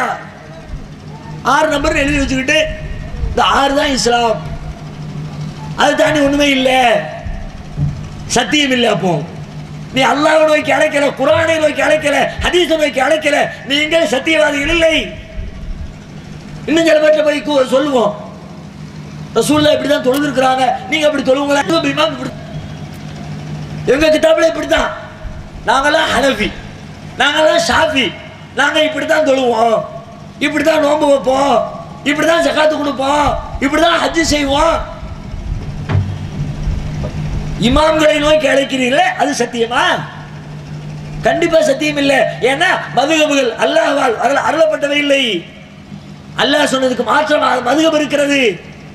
அல்லாஹ் சொன்ன சட்டத்தை தூக்கி சாப்பிடுகிறது. மதரசாவுக்கு போங்க, ஃபைசுல் அன்வார் இருக்குது போங்க, பேட்டையில் ரியாதுல் ஜினான் இருக்குது போங்க. அந்த மதரசாவில் கற்றுக் கொடுக்கப்படுகிற பாட புத்தகங்களை எடுங்க, மதுகப் நூல்களை எடுங்க. அந்த நூலுக்கு இஸ்லாத்துக்கும் சம்பந்தம் உண்டான அந்த அஜர்த்திலே கேளுங்க, பாடம் நடத்துறவர்கிட்ட கேளுங்க. ஏன் அந்த நூலுக்கும், அந்த நூல் யாருடைய பெயரால் இயற்றப்பட்டிருக்கிறதோ அந்த மதுகபுடைய இமாம்களுக்கும் சம்பந்தம் இருக்கிறதா, அதையாவது கேளுங்கள். அது கூட கிடையாது. மதரசாவில் படிச்சு கொடுக்குற பாட புத்தகங்கள்ல ஹனஃபி மதுஹப் புக்கு வச்சிருப்பாங்க. இதுதான் ஹனஃபி மதுஹப்புடைய அத்தாரிட்டி நூல். ஹனஃபி மதுஹப்புடைய அத்தாரிட்டினா உலகம் முழுக்க என்ன நினைச்சுக்கணும்? நம்ம அபூ ஹனீஃபா போல இருக்குது, அவங்களுடைய கருத்து போல இருக்குது, அப்படிதான் நினைச்சுக்கிட்டோம். ஆனா மதுஹப் பாடத்திலே சொல்லிக் கொடுக்கப்பட்டு படிச்சு கொடுக்குறாங்க. பஹ்ருர் ராயிக்னு புத்தகம் படிச்சு கொடுக்குறாங்க, ஃபத்வா ஆலம்கீரி வச்சிருக்கிறாங்க. இதெல்லாம் எது? ஹனஃபி மதுஹப்புடைய சட்ட நூல். இதுல ஒன்னாவது ஹனஃபி இமாமுக்கு சம்பந்தம் இருக்குதா? அவர் வாழ்ந்தது 150ல. இந்த புத்தகங்கள் எழுதப்பட்டது ஹிஜ்ரி 1000ல, 1100ல, 1200ல. இமாம் அபூ ஹனீஃபா மரணமாகி 1000 ஆண்டுகளுக்கு பிறகு எழுதப்பட்ட ஒரு புத்தகம் அபூ ஹனீஃபாவுடைய மதுஹபா இருக்குமா? அவருடைய கொள்கையாக இருக்குமா? இன்னும் சொல்ல போனா அந்த இமாம்களை நீங்கள் மதிப்பது உண்மையாக இருந்தால் இந்த புத்தகங்களை நெருப்புல போட்டு கொளுத்த வேண்டும். ஏன்? அந்த புக்கில் என்ன இருக்குது? அல்லாஹ் சொன்ன செய்தியை நடைமுறைப்படுத்தாம இருக்கிறதுக்கு என்னெல்லாம் உண்டோ எல்லாம் இருக்கு. இஸ்லாத்தில் திருடலாமா? யாரை கேட்டாலும் சொல்லுவோம் திருடக்கூடாது. இஸ்லாத்துல என்ன? உலகத்துல திருடலாமாயா? ராமசாமி திருடலாமா? கந்தசாமி திருடலாமா? அலெக்சாண்டர் திருடலாமா? அது மனித உரிமை மீறல். அது அடுத்தவனுக்கு கேடு விளைவிக்கிறது. அது பெரிய குற்றமா இஸ்லாம் கருதுது. அதனால தான் கையை வெட்டுன்னு சட்டம் வச்சிருக்குது. திருடி விட்டா கையை தூக்கிடு, இஸ்லாம் அப்படித்தான் சொல்லுகிறது. ஆனா மதுஹப் நூல் என்ன சொல்லு தெரியுமா? இஸ்லாத்துல கூடாதுதான்ப்பா, உனக்கு செய்யணும்னு விருப்பம் இருக்குதா, நான் ஒரு வழி சொல்லி தர்றேன், நான் சொல்ற மாதிரி செய்யி, எவனும் கையை விட்ட முடியாது. திருடுறதுக்கு வழி புத்தகம் உங்களுடைய ஆன்மீக நிலையை மேம்படுத்தக்கூடிய புத்தகமா இருக்கும் நீங்க நினைக்கிறீங்களா? அது அல்லாஹ்வுடைய சட்டமா இருக்கும்னு உங்களால் கற்பனை பண்ண முடியுதா? ஹனபி மதமுடைய சட்ட நூல் சொல்கிறது, திருடனுமா தனியா போய் திருடாத, ஜோடி சேர்ந்து திருடு, 2 பேரும் சேர்ந்து போ. எப்படி திருடுறது? ஒருத்த வீட்டுக்குள்ள போயிரு, ஒருத்த வெளியே நின்னுக்க, உள்ள கிடக்கிற சாமான ஒருத்த அள்ளி போடு, வெளியே கிடக்கிற சாமான பேக் பண்ணி நீ வீட்டுக்கு வா, வண்டியை தள்ளு. இப்படி திருடினால் தனியா போய் வீட்டுக்குள்ள நுழைஞ்சு சாமான கட்டி முதுகுல தூக்கி ஏத்தி வச்சுட்டு வந்துடாத. 2 பேரும் போ, ஒருத்த வீட்டுக்குள்ள போ, ஒருத்த வெளியே நில்லு, உள்ள இருந்து சாமான வெளியே தூக்கி போடு, வெளியே இருக்கிறவன் சாக்கு முட்டையில கட்டி சாமான தூக்கிட்டு போயிரு. இப்படி 2 பேர் திருடினால் அவர்களுக்கு கைகள் வெட்டப்படாது. இதனால அநியாயமா இருக்குது. இந்த பாடத்தை நடத்தக்கூடிய ஆலிம் சாவுடைய வீட்டில் திருடுனா இது சொல்லுவா, இந்த சட்டத்தை சொல்லுவாரா? கேட்டா அந்த மதுவ புத்தகம் வியாக்கியானம் வேற. சும்மா சொல்லிங்க, காரண காரியத்தோடு தான். என்ன காரணம்? ஒருத்தன் வீட்டுக்குள்ள போனாமல, போனவன் வீட்டுல இருந்து எப்படி வெளியே வந்தான்? வெறுங்கையோடு போனா, வெறுங்கையோடு வந்தான். அவனை எப்படி திருடன் சொல்லுவேன்? என்ன சூப்பரான தத்துவம். அப்ப வெளியில இருக்கிறவன் அவன் ரோட்ல கிடந்த எடுத்துட்டு போனா அவன் திருடனா? வர்றோம், அஜர்த்துமார் வீட்டுக்கு வர்றோம், இன்னைக்கு நைட்டே குறிச்சிருவோமா, கண்ணகோல் போட்டுருவோமா, ஒத்துக்குவீங்களா? ஓ, உங்களுக்கு ஒத்து, உங்களுடைய அறிவை ஏற்றுக்கொள்ள மறுக்கிறது. நபிகள் நாயகத்தினுடைய ஹதீஸ் இப்படி சொல்லுமா? ரசூலுல்லாஹ் சொன்னாங்க, ஒரு செய்தி என்னை பத்தி சொல்லப்பட்டா அதை கேட்ட உடனே அதை செய்யலாமேன்னு உங்களுக்கு தோணும், உங்களுடைய உள்ளம் அதனோடு நெருங்கும், உங்களுடைய வாழ்க்கைக்கு நெருக்கமாக இருக்கும். அப்படி இருந்தால் அந்த செய்தியை நான் சொன்னதாக எடுத்துக்கொள்ளுங்கள். எந்த செய்தியை கேட்ட உடனே உங்களுடைய உள்ளம் வெறுக்குதோ, ஏனாயா அருவருப்பாக உள்ளம் தோன்றுகிறதோ, அதை நான் சொல்ல மாட்டேன்பா. இதை அல்லாஹ்வுடைய தூதர் சொல்வார்களா? அல்லாஹ்வுடைய மார்க்கம் சொல்லுமா? திருமறை குர்ஆன் இந்த சட்டத்தை சொல்லுமா? அவ திருடுவதற்கு வழி சொல்லக்கூடியவன் எப்படிப்பட்ட திருடனாக இருந்திருப்பான்? அப்படிப்பட்ட திருடனின் வழியின்பால் அழைத்து கொண்டு நீங்கள் சத்தியத்தில் இருப்பதாக நினைக்கிறீர்களா? விபச்சாரம் செய்யக்கூடாது இஸ்லாத்துல வழி சொல்லி தருதுங்க மதுஹபுக்கு. ஹனபி மதுஹபுக்காரராக இருந்தா ஊர்ல இருக்கிற பொம்பளை இஷ்டத்துக்கு மேயலாம். இது நான் சொல்லல, கோபமூட்டுறதுக்கு சொல்லல, உங்களை ஆவேசப்படுத்துறதுக்கு சொல்லல. நீங்கள் எதை நம்பிக்கொண்டு சத்தியம் என்று எண்ணிக்கொண்டிருக்கிறீர்களோ அந்த சத்திய புத்தகத்தில் உள்ள செய்தி அது, கூடுதல் குறைவு கிடையாது. ஒருத்தர் ஒரு பெண்ணோட தப்பு செய்யணும்னு நினைக்கிறான், விபச்சாரம் செய்யணும்னு 2 ஆம்பளையும் பொம்பளையும் விரும்புறாங்கன்னு வச்சுக்குவோம். அப்படி விரும்பினா இஸ்லாத்துல என்ன செஞ்சு விட்டா கல்யாணமான ஆளாயிருந்தா மரண தண்டனை. இப்போ கல்யாணம் ஆனவரும் ஆகாதவரும் தண்டனையிலிருந்து தப்பிக்கணும், அடுத்த பொம்பளை ஆட்டை போடணும், 2ஐயும் யோசிக்கிறான். மதுஹபுக்காரர் வழி சொல்லி தர்றாரு, கையங்களவுமா நீ மாட்டிக்கிட்டா கூட கவலைப்படாதப்பா, வந்து பிடிச்ச உடனே சொல்லு, கொஞ்சாதின்னு சொல்லு, மேட்ரு ஓவரு. கொஞ்சாதுன்னு சொன்னா வெளிப்படையத்தானப்பா கவனிக்கணும். மனைவின்னு சொல்லிட்டாங்கல்ல, பொண்டாட்டின்னு சொல்லிட்டாங்கள, விட்டுட்டு போயிட வேண்டியதானே, சரியாத்தான் சொல்லியிருக்காருன்னு தோணலாம். ஆனால் அதே இமாமு என்ன சொல்றாரு தெரியுமா? ஒயின்கானத்து ஜௌஜத்தன் கைர், நிஜமாகவே அவள் வேறொருத்திக்கு பொண்டாட்டியாக இருந்தாலும் சரியே, இன்னொருத்த முஞ்சாதினா அவன், ஆனா சும்மா சொல்லு, சொல்லிட்டா தண்டிக்க கூடாது. இதை நடைமுறைப்படுத்துவீங்களா? இதை அறிவிப்பு செய்வீங்களா? இதை பள்ளிவாசல் சும்மா உரைகளில் அறிவித்து நம்முடைய மதுஹப் நூல் ஹனபி மதுஹபை சார்ந்தவர்களை தவிர வேறு யாரும் பள்ளிக்கு துறவரக்கூடாதுன்னு தமிழ்நாட்டில் பல பள்ளிவாசல்ல போர்டில் வச்சிருக்கிறீங்களே, அப்படிப்பட்ட இமாம்களை முத்தவள்ளிகளை பார்த்து கேட்கிறேன், உங்களுடைய ஜும்மா மேடைகளில் இதை தைரியமாக மக்கள் மத்தியில் அறிவிப்பதற்கு உங்களுக்கு துணிச்சல் இருக்கிறதா? நீங்க அறிவிச்சு புட்டு ஆலிம்சானு தலப்பாவை கட்டிக்கிட்டு ரோட்ல நடக்க இயலுமா? காரி துப்ப மாட்டான். நீங்க இந்த செய்தியை சொல்லல. நான் கேட்கறது என்னன்னா, இந்த செய்தியை நம்ப ஒத்துக்கிறீங்களா இல்லையா? இந்த புத்தகத்தை ஏத்துக்கிறீங்களா இல்லையா? ஏத்துக்கிட்ட நடைமுறைப்படுத்துங்க. குர்ஆனை ஏத்துக்கிட்டோம், ஹதீஸை ஏத்துக்கிட்டோம், குர்ஆனில் இருக்கிற ஒவ்வொன்றையும் செய்வோம், செய்யுங்கள் என்று மக்களுக்கு சொல்வோம், மேடை போட்டு பேசுவோம், அதை செய்வதிலே சந்தோஷப்படுவோம். அதில் உள்ள காரண காரியங்களை வியந்து வியந்து நாங்க எதை நம்புறோமோ அதை சொல்றோம், அதை செய்கிறோம், செய்யுமாறு தூண்டுகிறோம். நீங்கள் எதை நம்புகிறீர்களோ அதை சொல்வதற்கு பொம்பளைங்க ஒத்துக்குவாங்களா? அப்படி சொல்வதற்கு துணிவில்லாட்டி தப்புன்னு சொல்லுங்க. தப்பா எழுதிட்டாங்க, நான் ஏத்துக்கல, கிழிச்சு போடுறோம்னு ரோட்ல தீயில போட்டு எழுது கொரு, அதை கொளுத்துங்க.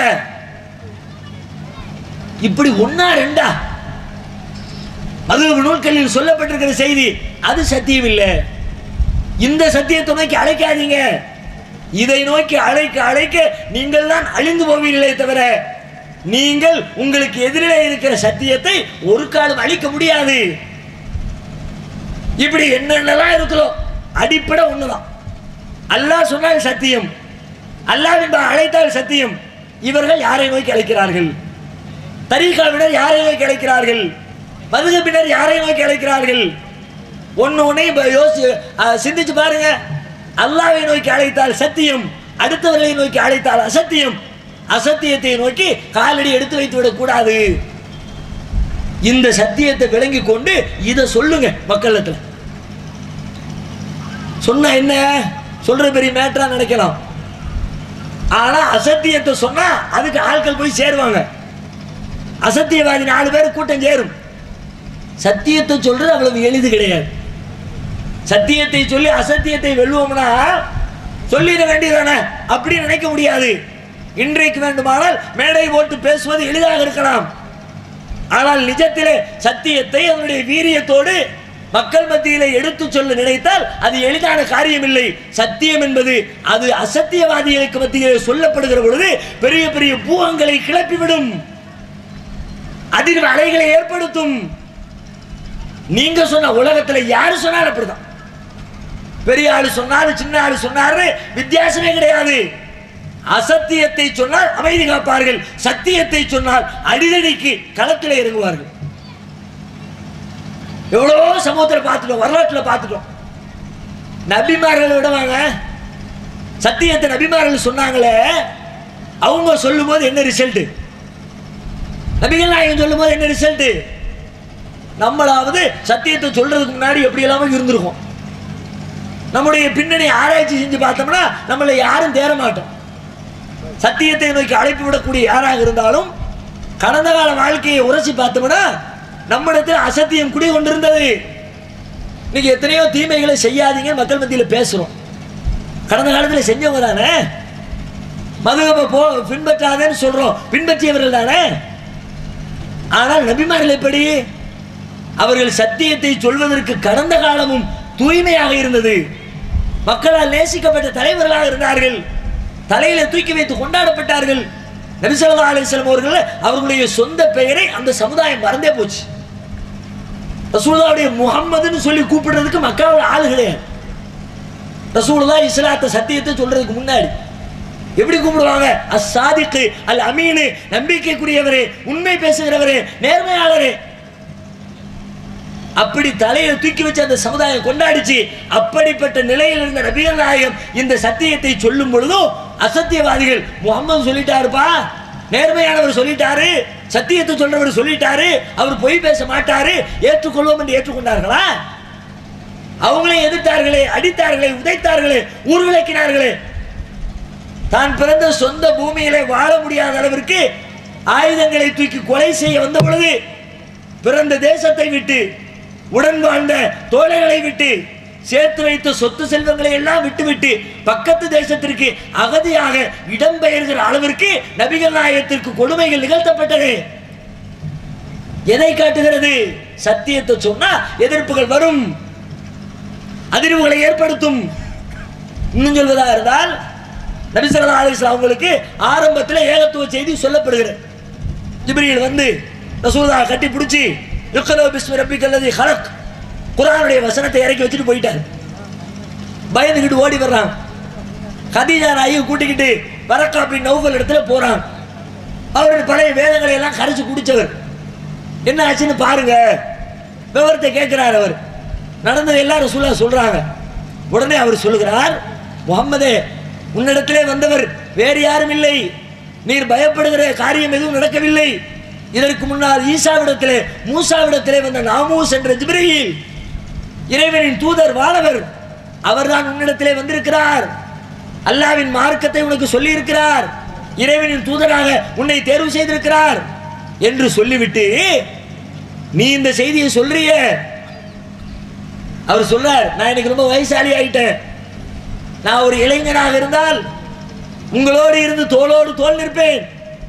ஏனென்றால் உங்களுடைய சமுதாயம் உங்களை இந்த பூமியிலிருந்தே வெளியேற்றும். உங்களை நிம்மதியா வாழ விட மாட்டாங்க, ஊரை விட்டு துரத்தி விட்டுருவாங்க. ரசூலுல்லாஹ்வுக்கு நம்பவே முடியல. ரசூலுல்லாஹ் கேட்கிறாங்க, அவன் முக்ரிஜியஹும், என்னங்க சொல்றீங்க? என்னுடைய சமுதாயம் என்ன வெளியேற்றுமா? என்ன எப்படி நேசிக்கிறாங்க? அமானிதங்களை எல்லாம் என் கையில் கொண்டு கொடுத்து வச்சிருக்கிறாங்க. என்ன மாதிரி ஒரு நல்லவன் இல்லைன்னு நம்புறாங்க. எந்த ஆலோசனை ஏண்ட வந்து கேட்கிறாங்க. தங்களுடைய தலைமையில தூக்கி வச்சு என்ன கொண்டாடிக்கிட்டு இருக்கிறாங்க. அப்படிப்பட்ட மக்கள் அவர்களால் நேசிக்கப்படுகிற என்னை இந்த சொந்த நாட்டிலிருந்து வெளியேற்றுவார்களா? அப்ப அவர் பதில் சொல்லுகிறார், முகம்மதே, உனக்கு மாத்திரமில்லை, உமக்கு முன்னால் இந்த ஏகத்துவ செய்தியினை யாரெல்லாம் உலகத்திலே சொல்ல வந்தார்களோ அத்தனை பேருக்கும் இதுதான் நிலைமை. சத்தியத்தை சொல்லக்கூடிய யாரா இருந்தாலும் பிரச்சனை வரும், சமூக பகிஷ்காரம் வரும், எதிர்ப்புகள் வரும். அதையெல்லாம் நீ சந்திச்சு தான் ஆகணும். சத்தியத்தை சொல்றது நேற்று இல்லை, அதை சொல்லுகிற பொழுது எழுகிற எதிர்ப்புகளை சிக்கல்களை எதிர்கொண்டு களத்திலே உறுதியாக நிற்கத்தான் அசத்தியத்தை இந்த உலகத்தை விட்டு வேற இருக்க முடியும். சத்தியத்தை சொல்லிவிட்டேன் அப்படின்னு வீட்டில் இருந்தா ஒருக்க சொல்லியாச்சு, பிரச்சனை கிளம்பிடுச்சு, நான் வீட்டில் போய் உட்கார்ந்துக்கிறேன்பா. அசத்தியத்தை ஒழிக்க இயலாது. ஒண்ணுமில்லாம தொடர்ச்சி எரியணும்னா களத்துல வந்து நிக்கணும். அடி, எவ்வளவு அடி, எவ்வளவு பிரச்சனைகளை கிளப்பு, எவ்வளவு திட்டம் போடு, எதற்கும் நாங்கள் அசைந்து கொடுக்க மாட்டோம் என்று எல்லா பிரச்சனைகளையும் எதிர்த்து நிற்கிற துணிவோடு களத்தில் இருக்க வேண்டும். சமுதாயமே உங்களுக்கு எதிரியா மாறும். அப்ப நீங்க அல்லாஹ்வுடைய வார்த்தையை தான் பார்க்கணுமே தவிர, ஆஹா ஊரே எதிரி ஆயிடுச்சே, உலகமே எதிர்த்து நிக்குதே, இவங்களை எல்லாம் எதிர்த்து நம்மால நிக்க முடியுமா, கவலைப்பட தேவையில்லை. உங்களோடு அல்லாஹ் இருக்கிறான். படைத்த இறைவன் நம்மோடு இருக்கிற பொழுது 50 பேரு, 100 பேரு, 500 பேரு, 1000 பேரு, லட்சம் பேரு, கோடி பேரு, என்னங்க கோடி, மொத்த உலகத்தில் இருக்கிற 700 கோடியும் ஒரு புறத்திலே, அல்லாஹ்வின் சத்தியத்தை கையிலே வைத்திருக்கிற சின்னஞ்சிறிய கூட்டம் மறுபுறத்திலே. ஜெயிக்க போவது யார்? 700 கோடியா, 7000 கோடியா, 7 லட்சம் கோடியா? படைச்ச ரப்புல் ஆலமீன் என்ற வீராதி வீரனை அருகிலே வைத்திருக்கிற நாம் அல்லாஹ்வின் கிருபையினால் அஞ்ச தேவையில்லை. கண்ணுக்கு எதிரில் அஞ்சக்கூடிய எல்லா சூழ்நிலையும் இருக்கும். ஆனா அச்சம் வரக்கூடாது. ஏகத்துவாதி முன்னாடி பார்த்தா முடிஞ்சிச்சு, அவ்வளவுதான் நம்ம காலி அப்படி நம்ம அறிவு சொல்லும். ஆனாலும் ஏகத்துவாதிக்கு சொல்லுகிறேன், சத்தியத்தை சொல்லக்கூடிய மக்களுக்கு சொல்லுகிறேன், உங்க கண்ணுக்கு எதிரில் உங்க அறிவு சொல்லுது நம்ம காரியம் முடிய போகுது என்று உலகத்தின் பார்வையில் உங்களின் அறிவு தீர்ப்பளித்தாலும் உங்களின் உள்ளத்தில் கடுகளவிற்கு கூட ஆட்டம் வரக்கூடாது. ஏன்? வரலாறுகள் நமக்கு படிப்பினை. நபி இப்ராஹிம் அலைஹிஸ்ஸலாம் மக்களுக்கு சத்தியத்தை சொன்னாங்க. ரிசல்ட் என்ன? சிலைகளை எல்லாம் போட்டு நொறுக்கியாச்சு. சத்தியத்தை துணிவோடு, இப்ராஹிம் மீதா அப்படிலாம் செஞ்சியா? ஊருக்காரன் ஊரை கூப்பிட்டு விசாரிக்கிறான், எப்ப நீதான் இந்த வேலையை செஞ்ச? இப்ராஹிம் என்ன பதில் சொன்னாங்க? ஏன் டேம்பா கேட்க, அந்த பெரிய சிலை கேட்டுப்பாரு. என்ன சிலையிட்ட கேட்க சொல்லு, சிலை பேசுமா? அட முட்டா பேக்கலாம், இவ்வளவு நாள் அதுதான நான் சொன்னேன், சிலை பேசுமா? நான் சொல்லும் போது சண்டைக்கு வந்தா நீ திரும்ப அப்படி சொல்ற, மடக்கி விட்டாரையா அப்படின்னு உடனே அடுத்த கட்ட நடவடிக்கை. எப்படி? கருத்தை கருத்தால் எதிர்கொள்ள இயலாதவர்கள், வாதத்தை வாதத்தால் எதிர்கொள்ள திராணியற்றவர்கள், அன்றிலிருந்து இன்று வரை எடுத்து வைக்க அடுத்த கட்ட ஆயுதம் என்ன? ஆளை காலி பண்ணு, விடாத. ஹர்ரிகூஹு வன்சுரு ஆலிஹத்தகும். இப்பா உங்களுடைய கடவுளுக்கு ஹெல்ப் பண்ணுங்க, அப்ப எந்த லட்சணத்துல கடவுளை வச்சிருக்கான் பாருங்க. அந்த மக்கள் சொன்னாங்களா, குர்ஆன் சொல்லுகிறது, காலு ஹர்ரிகு வன்சுரு ஆலிகத்துக்கும், உங்கள் கடவுளுக்கு ஹெல்ப் பண்ணுங்க. எப்படிப்பா ஹெல்ப் பண்றது? இவனை தீல போட்டு காலி பண்ணு, இவனை எரிச்சா கடவுளுக்கு உதவி. ஏன் இவன் படுத்துற பாட்டுல நம்ம கடவுளுக்கு இருக்கிற மதிப்பு மரியாதையே போயிரும் போல இருக்குதுப்பா. நெருப்பு குண்டம் தயார். இப்ராஹிம் அலைஹிஸ்ஸலாம் தூக்கி வீசப்படுவதற்கு கன நேரத்திற்கு முன்னால் அந்த இடத்துல இருந்து யோசிச்சு பாருங்க, எப்படிப்பட்ட சிச்சுவேஷன். தப்பிப்பதற்கு வாய்ப்பு இருக்கிறது என்று 1% நம்பிக்கை இருக்குமா? இன்னைக்கு கூட நம்பலாங்க. ஒரு மரண தண்டனை தீர்ப்பளிக்கப்பட்ட குற்றவாளிக்கு கூட கடைசி நிமிஷத்துக்கு முந்தின நிமிஷம் வரைக்கும் நம்பலாம். ஏதாவது நடந்து சம்பந்தப்பட்ட பாதிக்கப்பட்ட மன்னிப்பு கேட்டு வேண்டாமனு நீதிபதிக்கு சிந்தனை மாறி அல்லது ஜனாதிபதிக்கு அவருடைய எண்ணம் மாறி என்னத்தையாவது ஒரு அற்புதம் நடந்துடாதா எதிர்பார்க்க முடியும். கடைசி கட்டத்தில் கூட மரண தண்டனை தள்ளி போவதற்கு வாய்ப்பு உண்டு. ஏன்னா அதுக்கு எவ்வளவு ஏற்பாடு இருக்குது, சட்டம் இருக்குது, போராட்ட வழிமுறைகள் இருக்கிறது. எதையாவது ஒன்றை பயன்படுத்தி தப்பிக்க நினைத்தால் தப்பிப்பதற்கு 1% சான்ஸ் உண்டு. இப்ராஹிம் அலைஹிஸ்ஸலாத்துக்கு உண்டா? அவங்க காலம் என்ன? இன்னைக்கு இருக்கிற மாதிரி நீதிமன்றங்கள் உண்டா? மேஜிஸ்ட்ரேட் உண்டா? உயர் நீதிமன்றம் உண்டா? உச்ச நீதிமன்றம் உண்டா? அரசாங்கம் உண்டா? ஓட்டு பொறிக்க அரசியல்வாதிகள் உண்டா? அவர்களுக்காக குரல் கொடுக்கிற ஒரே ஒரு ஜீவனாவது உண்டா? தந்தை எதிரி, தாய் எதிரி, சகோதரன் எதிரி, சமூகம் எதிரி, அரசன் எதிரி, மொத்த தேசமும் எதிரி. அப்படிப்பட்ட எதிரிகளுக்கு மத்தியிலே நபி இப்ராஹிம் அலைஹிஸ்ஸலாம் அவர்கள் குற்றவாளியாக நிறுத்தப்பட்டு நெருப்பு குண்டத்திலே வீசப்பட வேண்டும் என்று தீர்மானித்து விட்ட கடைசி நிமிடம் முடிஞ்சிருச்சு. அப்படித்தான் நினைக்கணும். அவ்வளவுதான், நம்ம காலி. அப்படி அந்த நினைப்புக்கு தான் ஒரு மனிதன் வர வேண்டும். இப்ராஹிம் அலைஹிஸ்ஸலாம் வந்தார்களா? அவர்களுடைய கடைசி வார்த்தைகளை லாஸ்ட் செகண்ட்ல கூட இப்ராஹிம் அலைஹிஸ்ஸலாம் நம்புறாங்க, என் ரப்பு என்ன பாதுகாப்பாயா? ஆனா அப்படி நம்பவே முடியாது. ஏன்? சான்ஸே இல்லை. யாராவது 2 பேர் சத்தம் போட்டுக்கிட்டு இருக்கிறான், அங்கிட்ட ஒரு 10 பேர் போராட்டம் பண்ணிக்கிட்டு இருக்கிறான்னா கூட 10 பேருடைய போராட்டம் 20 பேராகி, 40 பேராகி, 60 பேராகி, 1000 பேராகி, ஒருவேளை ஆட்சியாளருடைய கண்ணை மாற்றி சிந்தனையை மாற்றி அவர்கள் நம்மை விடுவித்து விடுவதற்கு வாய்ப்பு இருக்கிறதோ என்று நம்பலாம். எந்த சான்ஸும் இல்லை. இப்ராஹிம் அலைஹிஸ்ஸலாம் நம்புறாங்க, என் ரப்பு என்ன பாதுகாப்பாயா? என்ன நானாக போனேன்? நான் என் சொந்த வேலைக்காக செஞ்சேன்? என் இறைவன் செய்ய சொன்ன சத்திய சேவையை நான் செய்தேன். என்னை பாதுகாக்கிற பொறுப்பு என் இறைவனுக்கு உண்டு என்று கடைசி நிமிடத்திலே நம்பினார்கள். அந்த நம்பிக்கைக்கு அல்லாஹ் எப்படி பதில் கொடுத்தான்? குர்ஆன் சொல்லுகிறது, யா நாரு கூனி பர்தம் வ ஸலாமன் அலா இப்ராஹிம். இறைவன் சொன்னான், நாம் சொன்னோம், நெருப்பே இப்ராஹிமுக்கு இதம் தருகிற குளிர்ச்சியாக மாறிவிடு.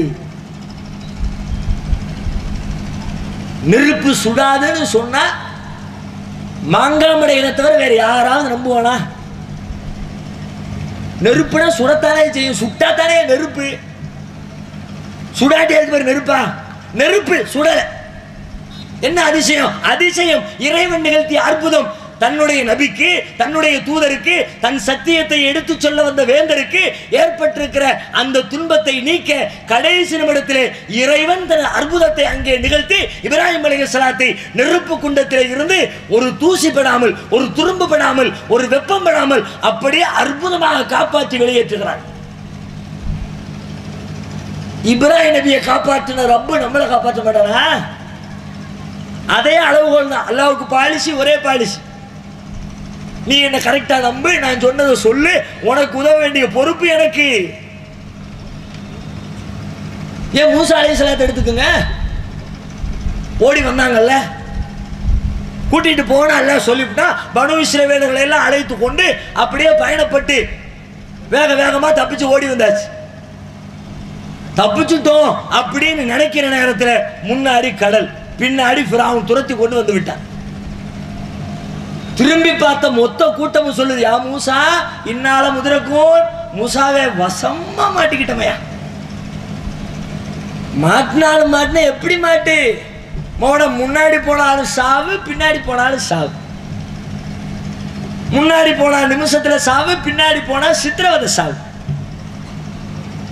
பனு இஸ்ரவேலர்கள் சொல்கிறார்கள், யா மூசா இன்னால முதரக்குள் வசமா மாட்டிக்கிட்டவையா,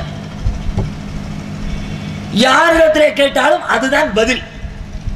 உலகத்தில் இருக்கிற எம்மாம் பெரிய ஆய்வாளர்கள் கொண்டு போய் நிப்பாட்டினாலும் இந்த நிலையில் இருக்கிற மனிதர்கள் என்ன நினைப்பார்கள்? மாட்டிக்கொண்டோம் என்று நினைப்பார்களா அல்லது காப்பாற்றப்படுவோம் என்று நினைப்பார்களா? கருத்து கேட்டா யாரை கேட்டாலும் சொல்லுவாங்க மாட்டிக்கிட்டோம் தான் நினைக்கணும். அதான் அறிவாளிமா.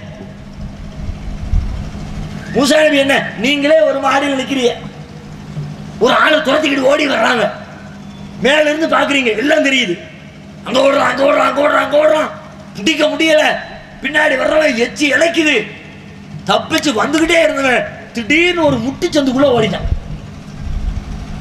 மேல இருந்து பாக்குற நீங்க என்ன சொல்லுவீங்க? அடப்பாவி இங்க வர மாட்டிக்கிட்டான, பக்கத்து தெருவுக்கு போயிடக்கூடாதா, அங்கிட்டு போன அப்படி ஒரு வழி இருக்குது, அப்படியே அந்த பொட்ட குளத்துல குதிச்சு நீச்சல் அடிச்சு தப்பிச்சு போயிருக்கலாமே, இங்க வந்து மாட்டிக்கிட்டானே எல்லாரும் சொல்லுவோம், நாமளும் சொல்லுவோம்.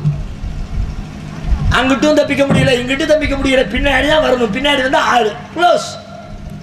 இப்படிப்பட்ட நிலையில் மூசா அலைஹிஸ்ஸலாம் இருக்கிறார்கள். பனு இஸ்ரவேலர்கள் எல்லாம் நிர்கதியாகிவிட்டார், முடிஞ்சிருச்சு, அவ்வளவுதான், நம்பிக்கை இழந்துட்டாங்க.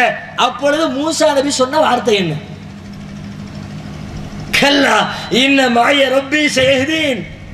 இல்லையப்பா, நீங்கள் நினைப்பது போன்று இல்லை, என்னோடு என் இறைவன் இருக்கிறான், அவன் எனக்கு வழிகாட்டுவான். நானா ஓடி வந்தேன்? என்னுடைய சொந்த திட்டமா, சொந்த ஐடியாவா? என் ரப்பு சொன்னானா கூட்டிட்டு போனேன், கூட்டிட்டு வந்தேன், அவனுக்கு வழிகாட்ட தெரியாதா? உலகம் சொல்லுகிறது நான் தப்பிக்க முடியாது என்று, ஆனாலும் தப்பிக்க முடியாத இடத்திலும் தப்பிக்க வைக்கிற ஆற்றல் என் இறைவனுக்கு உண்டே, எனக்கு கிடையாது. என் அறிவை கொண்டு யோசிச்சா என்னால் தப்பிக்க முடியாது. முன்னாடி போனா கடல் விழுந்து சாவணும் தான், பின்னாடி போனா ஃபிரௌன்ட்ட மாட்டிக்கிட்டு சாவணும் தான். என் அறிவு அதை சொல்கிறது. ஆனால் நான் என் அறிவை நம்பி பயணப்படவில்லை, என் அறிவை நம்பி இந்த ஏற்பாடுகளில் இறங்கவில்லை. என்னை படைத்த இறைவனின் கட்டளையின் பெயரில் இதை செய்திருக்கிறேன், எனவே அவன் என்னை காப்பாற்றுவான். அல்லாஹ் என்ன செஞ்சான்? காப்பாற்றுறான்ல. நினைச்சு பார்க்க முடியாத அற்புதம். கற்பனை பண்ணி பாருங்க. அந்த வரலாற சில பேர் கேட்டு கேட்டு ஒரு கதை கேட்கிற மாதிரி நினைச்சுக்கிட்டோம். அப்படியே உள்ளத்துல அந்த சிச்சுவேஷனை கண்ணுக்கு முன்னாடி கொண்டு நிப்பாட்டி யோசிச்சு பாருங்க. கடல் பிளக்குதுன்னா சாதாரணமான செய்தியா? மரங்களா பிளந்துச்சு, தாறு சாலைகளா பிளந்தது, முச்செடிகளா பிளந்தது, ஆர்ப்பரித்து எழுகிற கடல் அப்படியே பிளந்து ஒரு பெரும் படை செல்கிற அளவிற்கு கட்டாந்தரையாக வழிவிட்டு இரும்பு கம்பிகளால் கட்டப்பட்ட மதில் சுவரை போல இரண்டு புறங்களிலும் தண்ணீர் அப்படியே நின்று கொண்டிருக்க, இடையிலே மூசா நபி பயணித்த அந்த பயணம் எப்படி இருந்திருக்கும்? அந்த இடத்துல நிறுத்தி நம்ம சிந்தித்து பார்க்கும் பொழுது உடல் புல்லரித்து போகிறது. சுப்ஹானல்லாஹ். இறைவனை நம்பியவர்களுக்கு, ஏகத்துவவாதிகளுக்கு, சத்தியத்தை சொல்கிறவர்களுக்கு சோதனை ஏற்படுவதை போன்று தெரியலாம். ஆனால் அந்த சோதனையின் இறுதி முடிவு ஒரு ஆக்கிபத்துலில் முத்தகீன், இறையச்சமுடையவர்களுக்கு தான் இறுதி முடிவு. மூசா நபி வரலாறு காட்டுகிற பாடம் அது, இப்ராஹிம் நபி வரலாறு காட்டுகிற பாடம் அது, நபிகள் நாயகத்தினுடைய வரலாறு சொல்லுகிற பாடம் அது. ஒவ்வொரு நபிமாரின் வரலாற்றிலும் இந்த பாடத்தை படிக்கலாம்.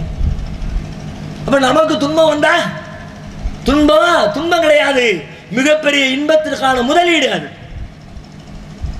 மாட்டிக்கிட்ட அந்த நிமிஷம் துன்பம் மாதிரி தெரியும். மூசா நபி அப்படித்தான், அந்த நேரத்தில் அப்படித்தான், துன்பம் தான் அப்படிதான் தோணும். ஆனா அதுல பயணப்பட்டு வெளியில வந்த பிறகு அதை நினைத்து நினைத்து எத்தனை ஆண்டுகளுக்கு பூரித்திருப்பார்கள். ஆண்டாண்டு காலம் நினைத்து பார்க்கிற பேர் இன்பத்தை கொடுக்கிற பொழுது முதல்ல ஒரு துன்பத்தை கொடுத்தா தான் அந்த இன்பம் ருசிக்கும். துன்பப்படாம கிடைக்கிற எதுவும் நினைக்காதுமாங்கல்ல. 10 லட்சம் ரூபாய் பொண்ணு கொடுக்காரன்ட்ட வரதட்சணை வாங்கினவன் அதை கையில வச்சு முறையா செலவழிச்சு டெவலப் பண்ணு ஒருத்தரை காட்டுங்க பார்க்கலாம். ஊருக்குள்ள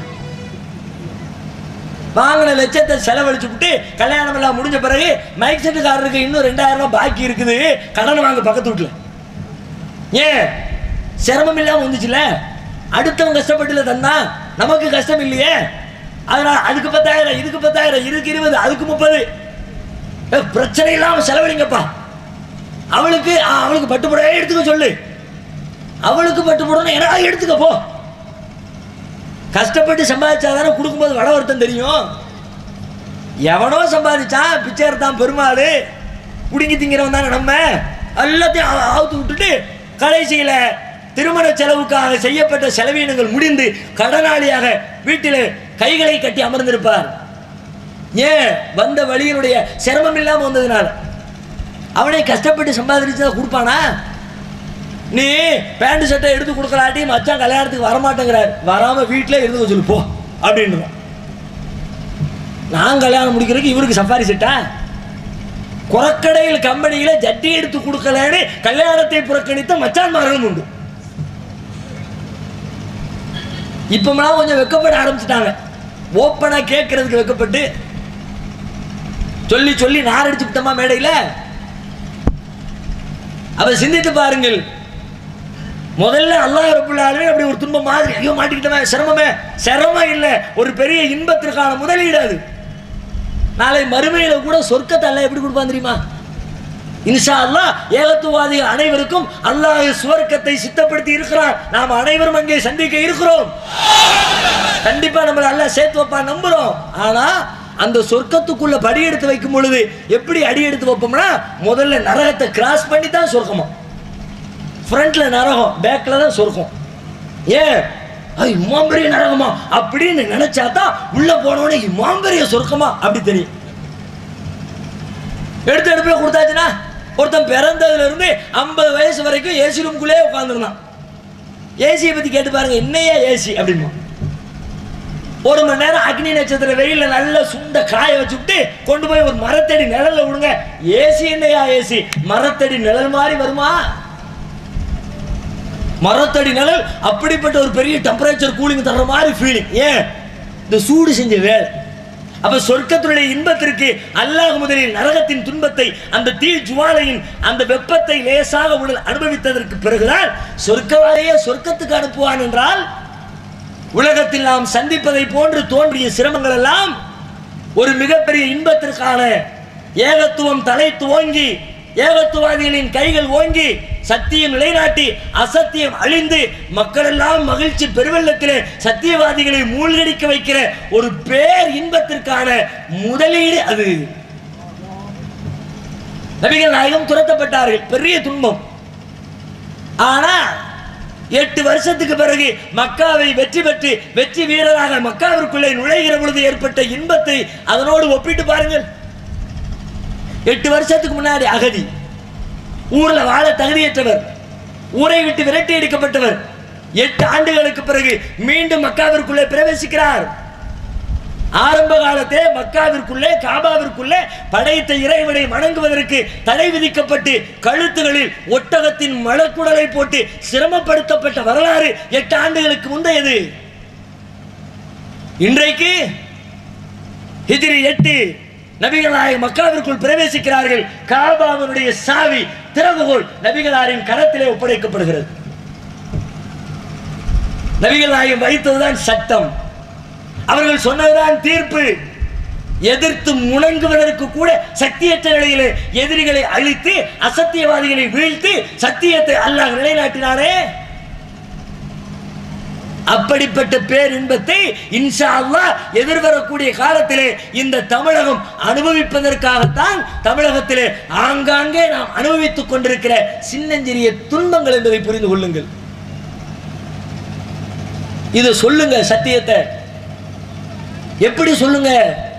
பிரச்சனைகள் வந்தாலும் களத்தில் நின்று பொறுமையாக இருந்து வரலாறுகளை நினைவு கூர்ந்து களத்திலே நின்று சத்தியத்தை சொல்லுங்கள். அதுல இன்னொரு செய்தியும் இருக்கிறது.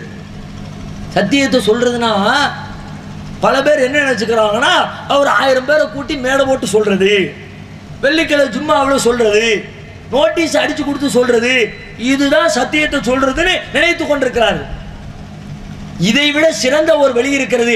அந்த வழியில் முதலில் சொல்லுங்கள், 2வது மேடைக்கு வாங்க. அது என்ன வழி? உங்கள் வாழ்க்கையில சத்தியத்தை சொல்லுங்கள். ஏன்னா சத்தியவாதிக்கு சொல்ல வேண்டிய தகவல் இது.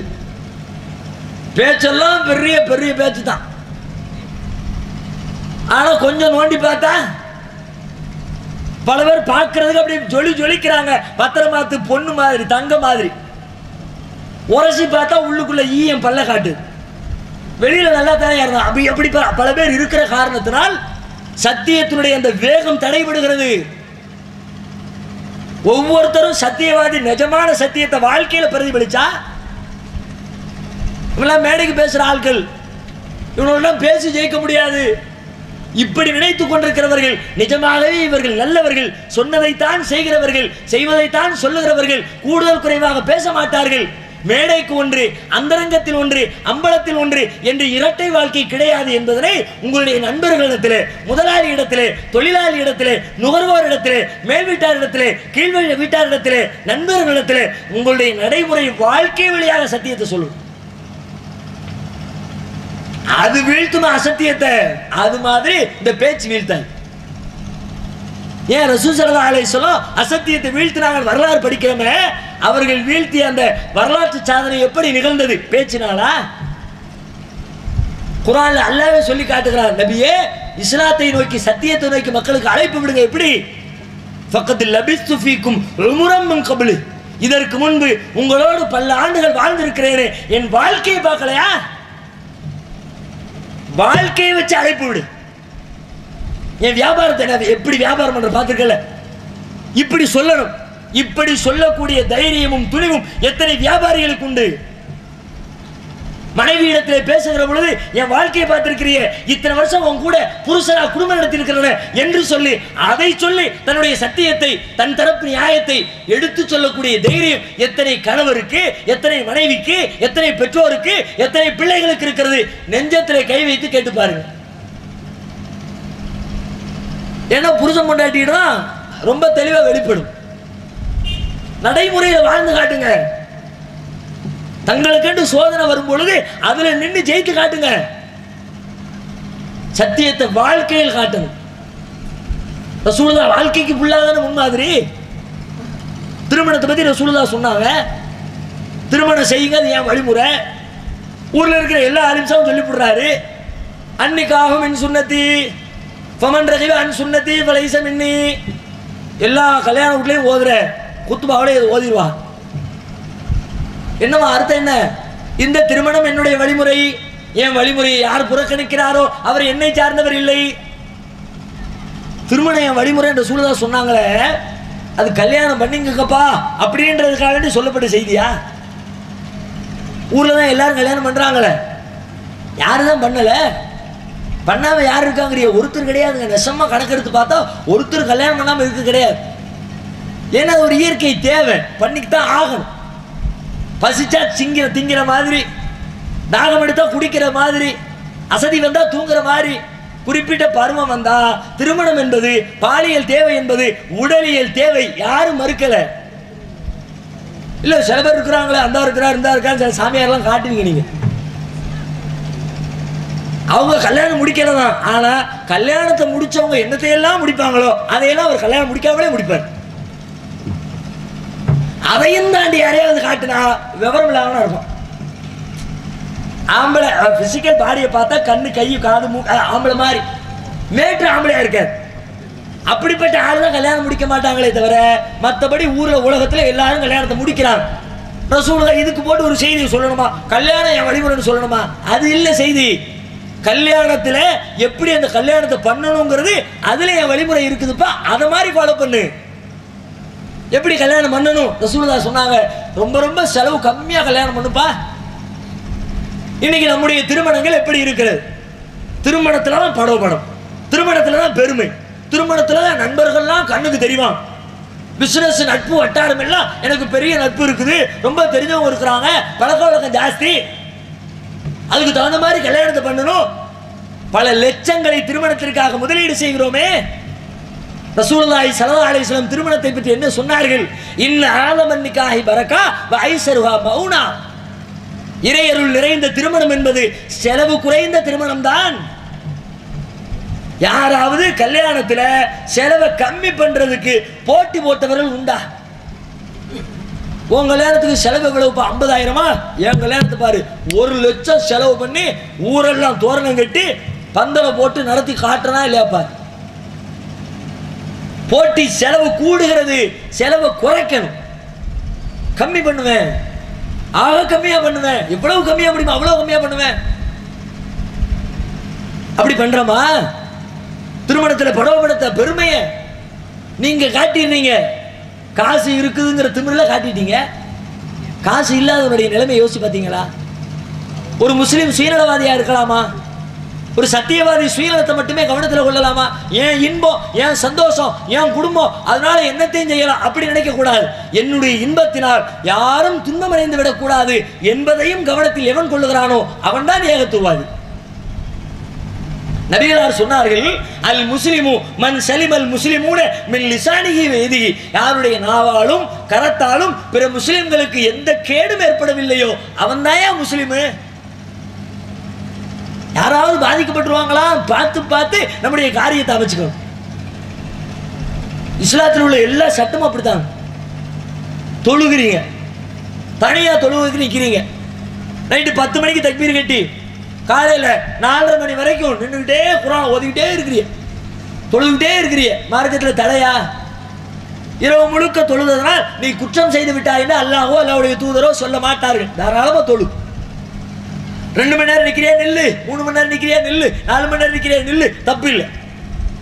ஆனால் இமாம் ஜமாத்தாக தொலை வைத்தால் மணிக்கணக்கில் நீட்டக்கூடாதுப்பா, ஷார்ட்டா தொலைவை. ஏன் தெரியுமா?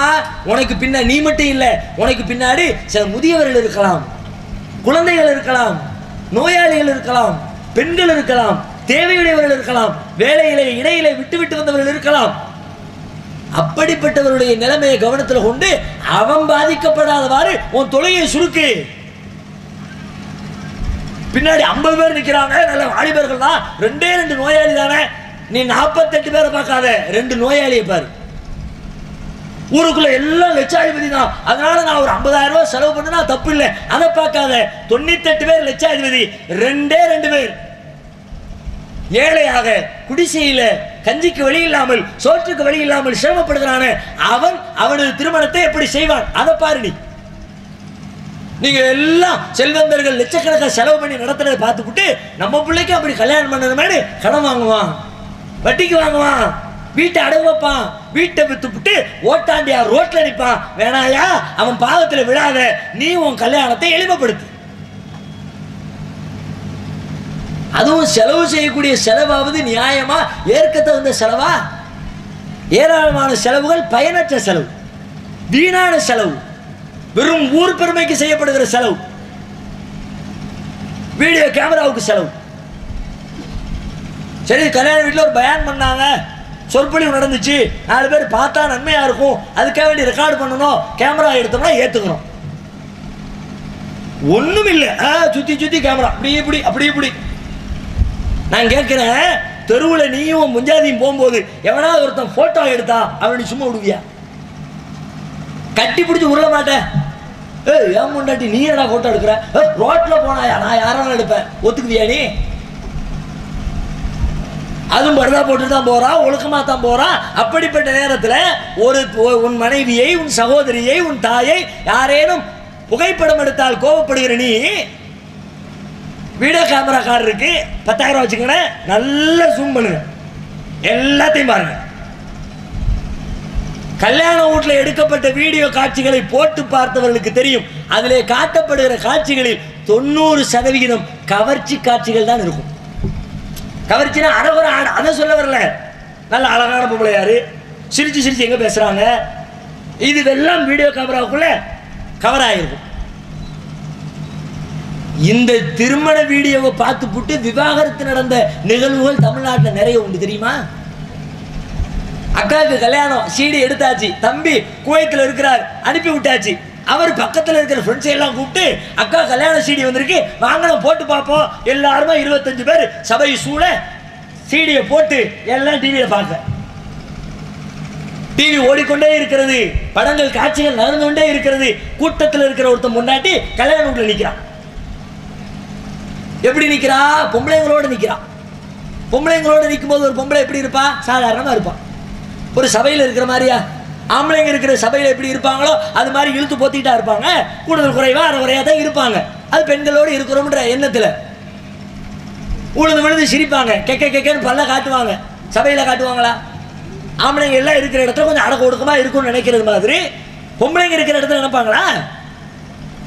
ஆனா இது யாருமே இல்ல, பொம்பளைங்க தான் இருக்கிறவன் அவன் நினைச்சுக்கிட்டா. ஆனா இந்த கேமராவுடைய கண்கள் இருக்கிறது அது அவளுக்கு தெரியல. பார்க்கறான், நம்ம இருக்கும்போது ஒழுக்கமா இருக்கிறா, நம்ம வந்த பிறகு அடுத்த வீட்டு கல்யாணத்துல போய் இப்படி இருக்காளே, அறகுறை மேலாடை விலகுது, கவனிக்காம இருக்கிறா, பள்ளப்பள்ள காட்டுறா, சபையில போய் இருந்துகிட்டு கோபம் ஏற்படுகிறது. உடனே போனை எடுக்கிறான், நம்பர் அடிக்கிறான், டயல் பண்றான், தலாக் தலாக் தலாக், டக் முடிஞ்சிச்சு. இல்லைன்னு மறுக்க முடியுமா உங்களால? இந்த செலவு எதற்கு? இதனால் கிடைத்த நன்மை என்ன? ஒரு பத்திரிக்கை அடிக்கிறீங்க, அதுக்கு செலவு எதுக்கு? விருந்துங்கிற பேர்ல செலவு, விருந்து கொடுக்கலாம், அதுக்கும் செலவு கம்மி பண்ணுங்க. ஏன் பெரிய பிரியாணி போட்டாலும் விருந்தா? பிஸ்கட் கொடுத்தா விருந்து இல்லையா? பேரிச்சம்பழத்துக்கு கொடுத்தா விருந்து கிடையாதா? அதையெல்லாம் கொடுத்தா உங்க வீட்டு கல்யாணத்துக்கு யாரும் வரமாட்டாங்களா? சில பேர் அப்படி. அதெல்லாம் போட்டால் சாப்பிட வர்றவங்க நல்லா இருக்குமா? அது எப்படி சாப்பிட வருவாங்களா? நீ பிரியாணி போட்டா தான் உன் வீட்டு கல்யாணத்துக்கு ஒருத்தன் வருவேன்னு சொன்னாங்கன்னா அப்படிப்பட்ட திண்ணி பண்டாரம் உன் கல்யாணத்துக்கு வரணுமா? அப்படி ஒருத்தன் நட்பு நமக்கு தேவையா? நான் பிரியாணி போட்டா தான் உன் ஃப்ரெண்டு, அந்த முசீபத்தை கையை கழுவுங்களேன். வேண்டாண்டா ராசா, போயிட்டு போ, உனக்கு தீனி போடுறதுக்கு நான் சம்பாதிச்சு வைக்க சொல்லணுமா இல்லையா? இப்போ நடைமுறையில் இப்படி ஒவ்வொன்றையும் திருமணத்தில், இறப்பில், தொழுகையில், கொடுக்கல் வாங்கல்ல, குடும்ப வாழ்க்கையில அனைத்திலையும் நபிகள் நாயகம் காட்டிய அந்த சத்திய கொள்கையினை எடுத்து சொல்லுங்கள். வாழ்க்கை வார்த்தை வழியாக சொல்வதை விட வாழ்க்கை வழியாக சொல்லுங்கள். அது அசத்தியத்தை வென்று சத்தியத்தை நிலைநாட்டும். அல்லாஹ் ரப்பல் ஆலமீன் அப்படிப்பட்ட சத்தியவாதிகளாக நம் அனைவரையும் ஆக்கி அருள் புரிவானாக. வாஹிர் தஅவானா அல்ஹம்துலில்லாஹி ரப்பில் ஆலமீன். அஸ்ஸலாமு அலைக்கும் வரஹ்மத்துல்லாஹ். அல்லாஹ்